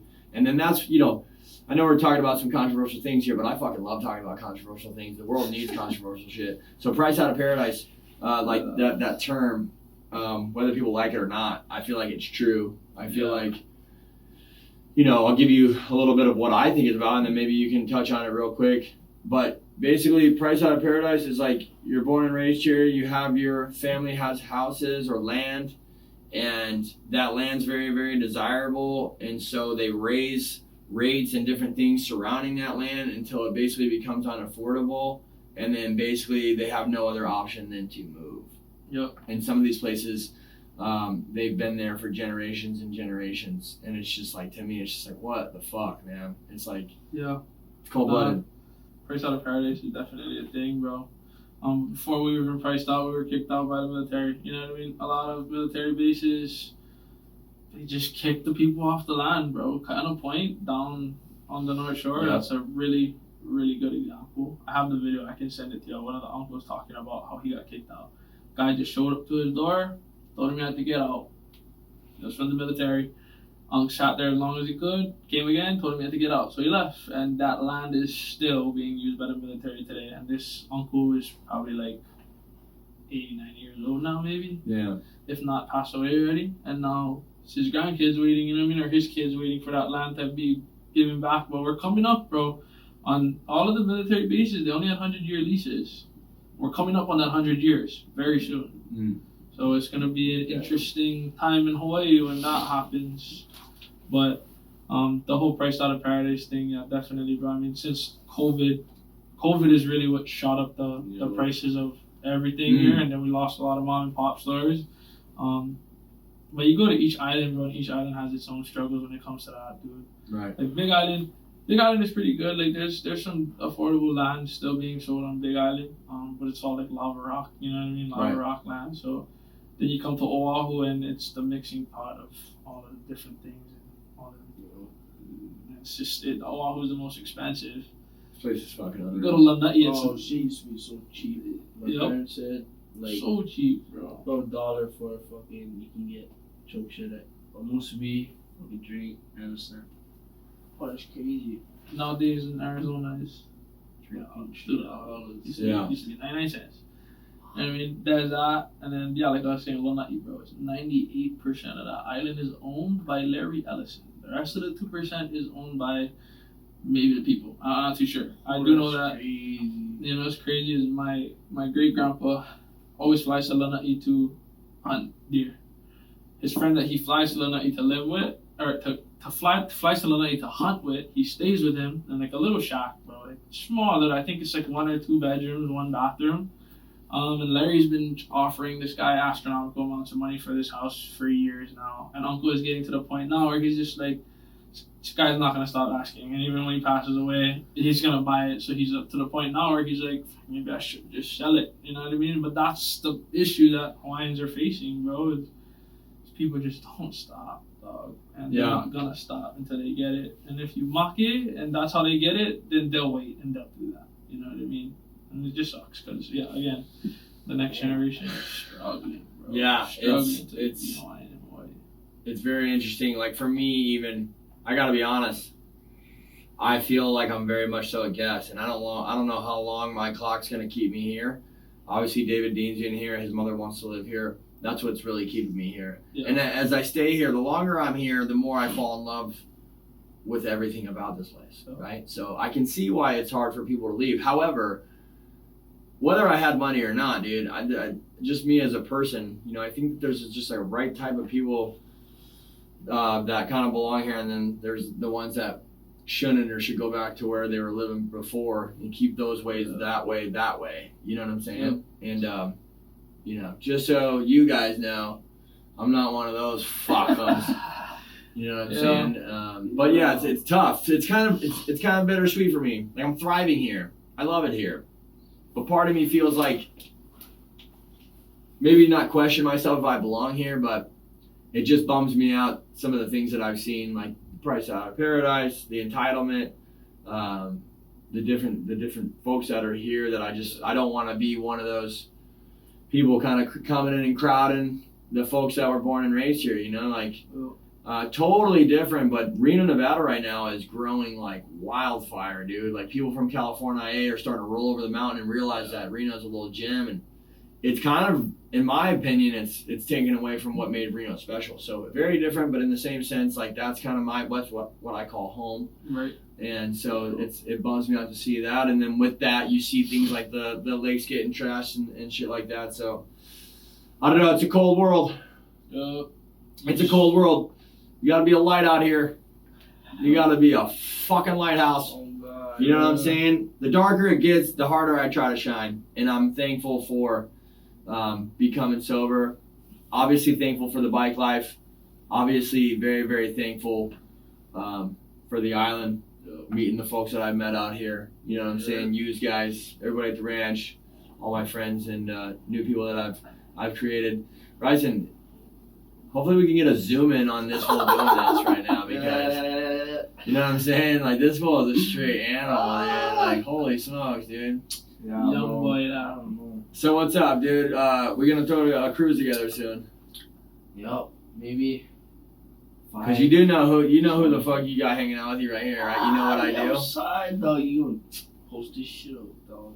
So Let's do it. yeah, posting shit up is cool, but I'm talking about getting together and doing like an event style shit. I don't know. I got some ideas in my house. We're talking music. We're talking food trucks. We're talking all kinds of family and stuff. We're talking a lot. We're talking stunt lot, people showing off their skills, showcasing it, taking it off the streets and putting it in front of their families and stuff so people can really check it out. I don't know. I'm talking live bands. I'm talking raffles. Talk to me. What are we doing? I don't know. I'm just basically planting the seed right now, man. Planting my seed right now, my boy. So just so you know that Joe Coordinator definitely love putting things together, bringing people together, and seeing people win. I got a Seeing people spot, have a good time. So So we'll talk offline here on the podcast for sure. But Yeah. I want to leave this spot for you guys open to ask. Maybe ask Joe a question. What's good? Who's got a question? I know you got a fucking question. I know you got a question. Here we go. Ask me something. Because I like answering questions. Come on, I'm on a fucking roll here. 16th episode on a Sick One podcast. I got some straight Kanaka, some local boys here on the show, dropping EK, dropping knowledge, stunt riding, culture, history. How you doing? Can you drop back? Oof, great question. Great question. No. Totally commendable question. The answer is drop back and sit down in a Harley. No, sir. No, sir. So, We'll be in there. no, 100%. Definitely want to get back to it. So, the extent of my Harley stunt riding goes is I was basically to the point where I was getting there. I was on my Harley and I looped a second gear seat stander. Fuck. And no excuses, playing like a champ, but I got to a point where I was pushing myself to learn how to stunt on my Harley, and I didn't have a pit bike that I could learn how to fuck around on. And so what I was doing was I was breaking my fucking Harley Davidson that was very, very expensive to fix, and I didn't have sponsors and shit like the boys, so I'm not getting shit for free. And I just kind of like, when that happened, I crashed, and my bike's all broken, and now I gotta fucking wait to pay to fix it. And I was just blessed to have a bike. I was like, do I really give a fuck to stunt ride? You know, you put me on a dirt bike right now, and I'd probably blow your mind. Be like, oh, Joe's pretty raw, you know, like.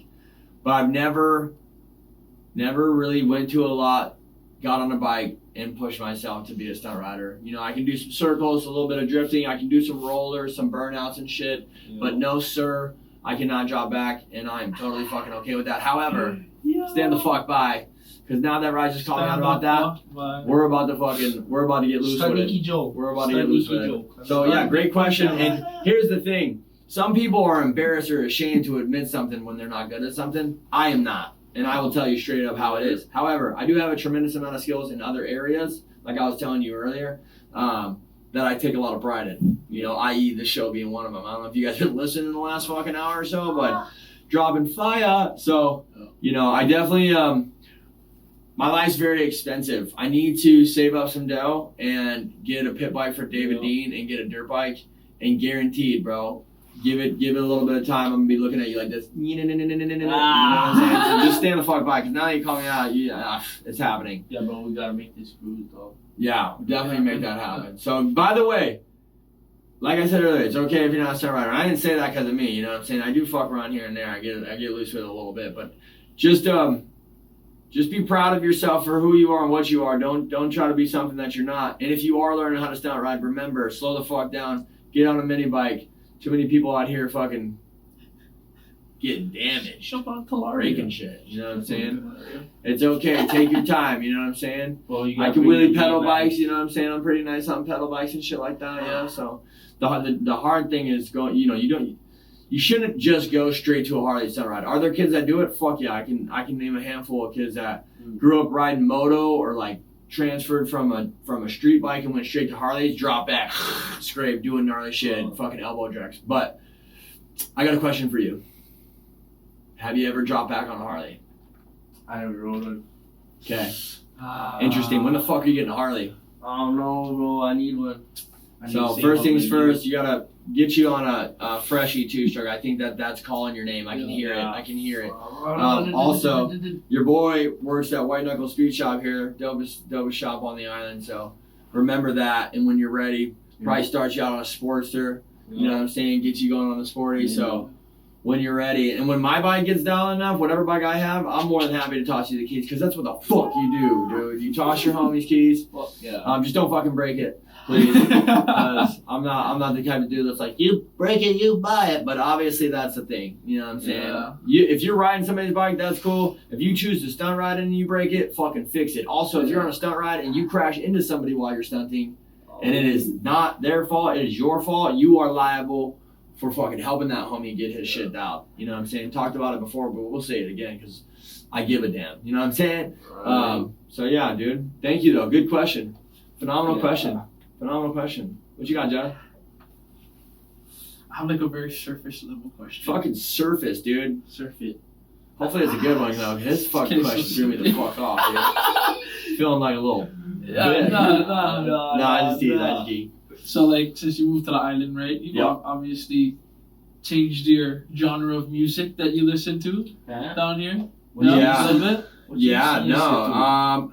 I mean, I don't know if you guys know it, but I got Mike Love right here. He's from Oahu, and this isn't new. Everybody or anybody that knows me knows that I'm a major fan of Mike Love. I actually know probably 95% of his songs verbatim. Nice. You know what I'm saying? So, big shout out Mike Love.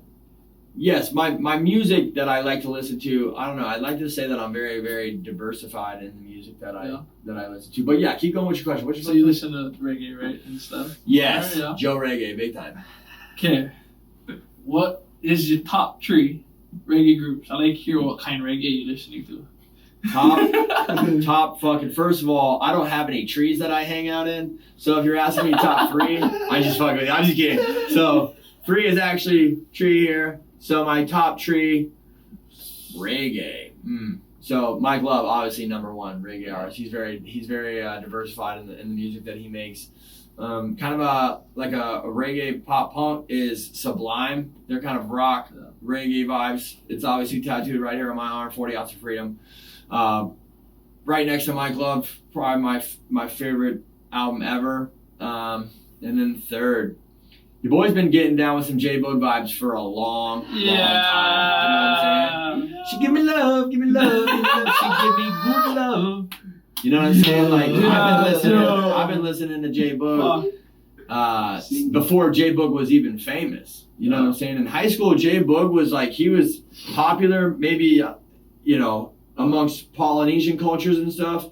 But when we were in high school, J Boog was major. We were listening to J Boog constantly. It was like Mac Dre from the Bay Area, the Yay area, rapper, Too Short, E40, and then it was J Boog. You know what I'm saying? That was kind of like the reggae vibes. David Dean Douglas was just at J Boog the other motherfucking night. Yeah, bro. So yeah, very about that life. What do you think? What do you think about my top three? Three. That's big time. I follow Mike Love big time.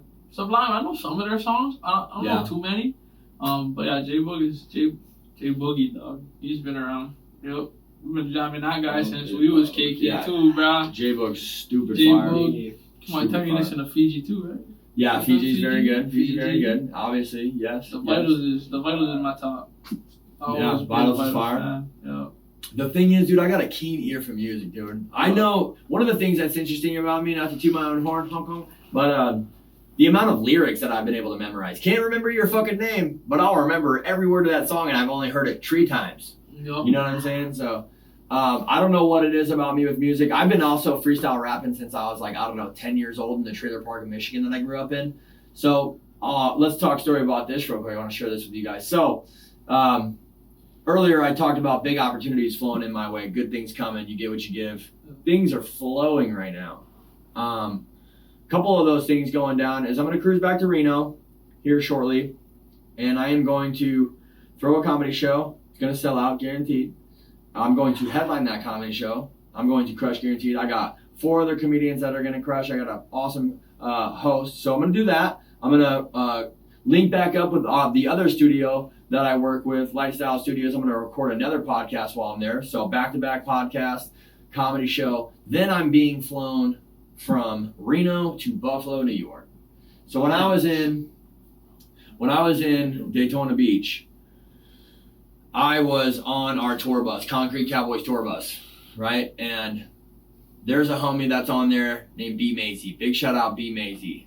Maze, he's a ex-motocross rider. He's now a rapper. All right, he's got a song with Jelly Roll. Oh, man. So Pots of Gold. So super dope. B Mazy's on the tour bus. There's some other heavy hitters on there. There's about 20 people partying, hanging out on the tour bus. Vibes are high. There's some hip hop playing. And one of the homies, I don't remember who it was. I think it was Mike. He goes, "Hey, Joe, you should freestyle for Mazy." And I was just like, "You fuck." I was like, "Why are you calling me out?" You know what I'm saying? So right there, 10 minutes straight, Joe freestyle. Just, I don't know. I was just in my element, doing my thing, doing something that I've done since I was 10 years old, And, bro, Mazy was super duper impressed. He was like, "What the fuck?" He's like, "You made all that up right now off the top of your head?" He's like, "That's one of the best freestyles I've ever heard." He's like, "I will co-sign you. I will bring you to New York. I'll fly you there. I will put you in my studio, and I will produce, make all the beats original, and I will help you to create. I will basically give you all of the utensils, and all you got to do is paint." And I was just like, "What the fuck?" That's and a so new door. when somebody like that, so he's very capable, he's very talented dude. When somebody like that believes in you and wants to help you out and give you an opportunity, not a hand out, but a hand up in an opportunity, I was just like, we'll see where this goes when I leave Daytona.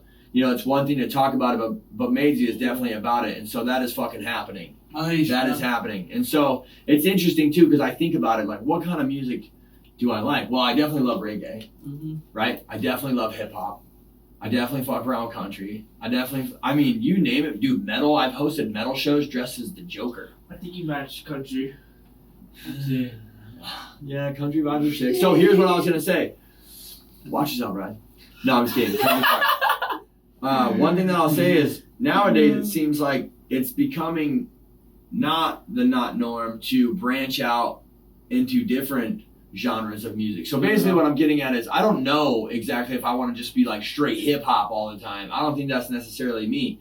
I do want to talk story through hip hop, through different instrumentals and beats. But I told Mazy, I was like, I want to make like 3 songs. I want to lock myself in the studio for 4 days straight, and I want to make at least 3 songs, maybe 4. A song a day would be stupid fire, and I'm going to commit myself to this and give it my best and try my hardest, right? That's all you can do with the opportunities given to you. And so I think what I'm going to do is I'm going to make like a heartfelt, emotional song, right, in a sense, because I'm dealing with a lot of that right now. So when you're dealing with a lot of those things, I think that that's when you should put that out there and be vulnerable and fucking expose that side of you. So I'm gonna make that.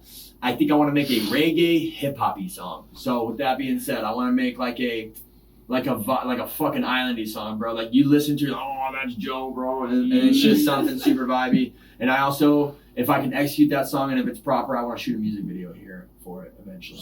So we'll see where that goes. I'm in though. Yeah, definitely getting the bike life moments in there. I have visions of like being at the ranch, dudes on Hollywood Lane, fucking ripping 2 strokes. I don't know, dude, dream big. So then the third one, you know, like a Concrete Cowboys kind of theme song in a sense for our stunt team and for the lifestyle that we've been able to create for ourselves through doing the bike life, which is pretty fucking incredible.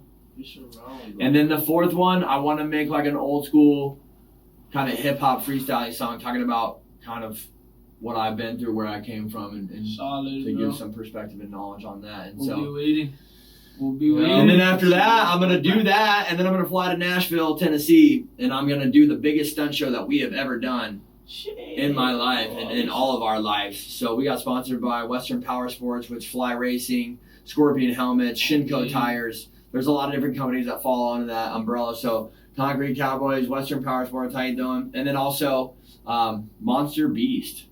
So Monster Beast is the alcohol. It doesn't have like the energy shit mixed in with the alcohol. They're more seltzers and tea style drinks. I don't drink right now, so that's interesting. Monster Beast, you want me to drink? How you doing? Where's the check? No, I don't know. So no, I'm just teasing, but it's major opportunity. I am the hype man. I am the announcer guy. I'm on my own path right now, but they are sponsoring the boys. We're talking painted helmets. We're talking contracts. We're talking shows, big time shit. So I'm gonna go to Nashville. And apparently, from what I'm being told, and why I'm going out there is because we have a major opportunity.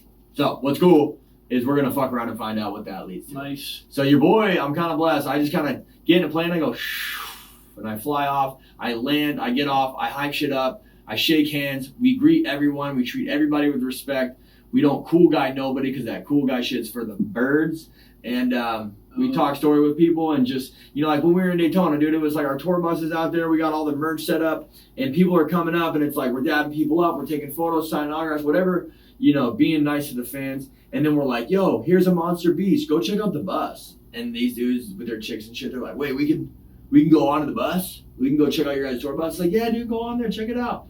And I think that people think that they're going to come up and they're going to meet us or the boys, me or the boys, and we're going to be like fucking too cool for school or fucking no time to talk to you or, you know, no, you can't even go near the butt. Like, fuck that. Yeah. Without the fans and without treating people respectfully and building people up and hyping people up, you have nothing. And I think that that's something that I've always instilled in the team and in myself and in the scene. And that's what makes me valuable is that I bring people together and I bring good energy, good vibes, and we don't fucking cool guy nobody. And so definitely going to keep that same energy rolling, dude. You know what I'm saying? Just because you gain some clout, just because you get some attention, just because you got fucking followers on Instagram or your TikTok doesn't make you a fucking dope individual. You know what I'm saying? Don't forget where you came from. You know what I'm saying? Does anybody, you guys know what the definition of famous is? Famous? Yes. Do you know what the definition is? Oh. The definition of famous is well known. Look it up. That's what it says. Well known. Well, in that sense, I guess being famous wouldn't be so bad. However, I have no desire to be quote unquote famous. Yeah. The desire that I do have and that I will carry with me the rest of my life is I want to positively impact as many people as possible. I want to inspire as many people as possible. You might look at my Instagram, my stories, you might think Joe's out here trying to flex or trying to like, look at me, look what's cool. No, that's not what I'm doing. What I'm trying to do is show you that there's a better way to live and that you should too be inspired and you should go fucking do it. Go out there and be yourself and go out there and seize the day and go out there and have a good time. It's an inspirational tool for me. It also helps me get through hard times in my life. So sometimes you might see me talking on my story, oh, you know, motivational this, it's for you and it's also for me. You know what I'm saying? And the feedback that I get from that, from people, is fucking major, dude. I get DMs from kids from all over the country, dudes from all over the country that are extremely thankful of my perspective, my drive, and the inspiration and how I try to push people to be better. And so just leading with the right intentions. You know what I'm saying? Just being a good person. We all take the same aloha, you know what I mean? We all bleed the same blood. 1,000%. 1,000%. So Man, it was such a blessing having you guys on the show today. Yeah, so I appreciate you guys so much. You know what I'm saying? I just want to remind everybody out there, if you're following the show, if you've been a fan, sorry for the wait, but we're back, motherfuckers, and it's great to be back. So big shout out to Mike Millerbilt Cycles. I'll see you guys out there in California this year. If you see me on the road, if you want to say what's up, feel free to do so. Remember, take all that drama, all the bullshit, put it aside, and show love, show aloha, be a good person. Josh, you got anything for close? You want to leave something? You want to leave the people with something? Maybe some Ike. You've been dropping Ike the whole motherfucking time, so I think we should leave them with a little. Yeah, there's a Hawaiian. It's Maori actually. It's a Maori proverb. I don't know. You said they live in the present, and definitely I agree with that. Live in the present, but also, the quote goes, "I walk backwards into the future with my eyes focused on the past." Don't forget what the people before you went through to allow you to be where you are today. Whenever you have issues in your life, look to the people that came before you, and you can find answers. Get answers from your kupuna. Talk to your elders while you can, and enjoy the time with your ohana. Ohana family, it's like a really big thing, and I don't know how it is in the mainland up in the States, but cherish that time, bro. Cherish that time with your ohana while you can. Yeah, that's my Ike to leave with you guys. Fire. Thank you. Yep. Thank you. Rise, I got something for you, my boy. So this is what I want you to do. I want you to give the listeners and give yourself and give me 3, 1, 2, and 3 goals. I want you to think about it for a second. I want you to drop these goals. And then one thing that's cool about Joe is I'm going to hold you accountable. I'm going to push you to obtain these goals because I'm a good friend, and that's what fucking good friends should do. So off top, you know what I'm saying? No pressure with these goals. They could be minor. They could be major. They could be somewhere in between. But 3 goals and 3 goals that you're going to try to accomplish within, I don't know, this next year. Because we're fucking early in the year. Maybe the first goal is fix my truck, make it more stomping, more reliable. Then the second one, graduate school. Graduate school. I love that. Graduate school, bro. That's like my main goal right now. Fuck yeah. Good. And then third, get that job. Get the job. City and county, dog. I'm trying to fucking work. Good shit. Atta boy. I fuck with that. I'm going to add a 4th one to it. We need a freshie. Yup. We need a fucking freshie. I need a freshie. We need a fucking freshie. That's all gonna happen for you, dude. And I'm gonna push you. I'm gonna hold you accountable there. And again, thank you guys so much for coming on the show. I wanted to bless the listeners with some Ike, some knowledge from somebody who I look up to in that regard, and who I have a lot of love for. And then I also wanted to bring it's a motherfucking Stump podcast, baby. So I wanted to bring in my boy Ryzen. So both of you guys, thank you so much. I appreciate it. I hope all of your family that's listening to this, appreciates you boys for being on here and can gain a little perspective. And the Joe Show's going to keep on rolling, baby. So shout out to Honolulu Podcast Studio. We're going to keep this thing going. Just stoked to be here. You know what I'm saying? At the end of the day, I think I'm just stoked to be here. Shout out to Mike Millerbilt Cycles for helping me sponsor this podcast. Big shout out to my team, Concrete Cowboys. Shout out to my children, my kids that keep me motivated and keep me rolling and going. And so just remember, you're not alone, and everybody's going through it. So fucking pick yourself up. The only person that you need to be there for you is you. And if you can do that, and you can remind yourself that, and you can charge one day at a time and not put too much fucking pressure on yourself and be gentle on your mind, I promise you, you'll be able to get yourself out of anything. So this is the 16th episode of the On a Sick One podcast. It's your boy Joe Comedy checking out. We'll be tuned back in with you guys soon. Appreciate you guys so much for listening. Hit the fucking subscribe button. Share this, okay? Don't be a cool guy. Show your friends. And appreciate you guys for listening and checking it out. I hope you guys have a great rest of your day wherever the fuck you're at, whether you're at work, you're with the family. Be present. Be cool. Be lit. Be with love. Peace.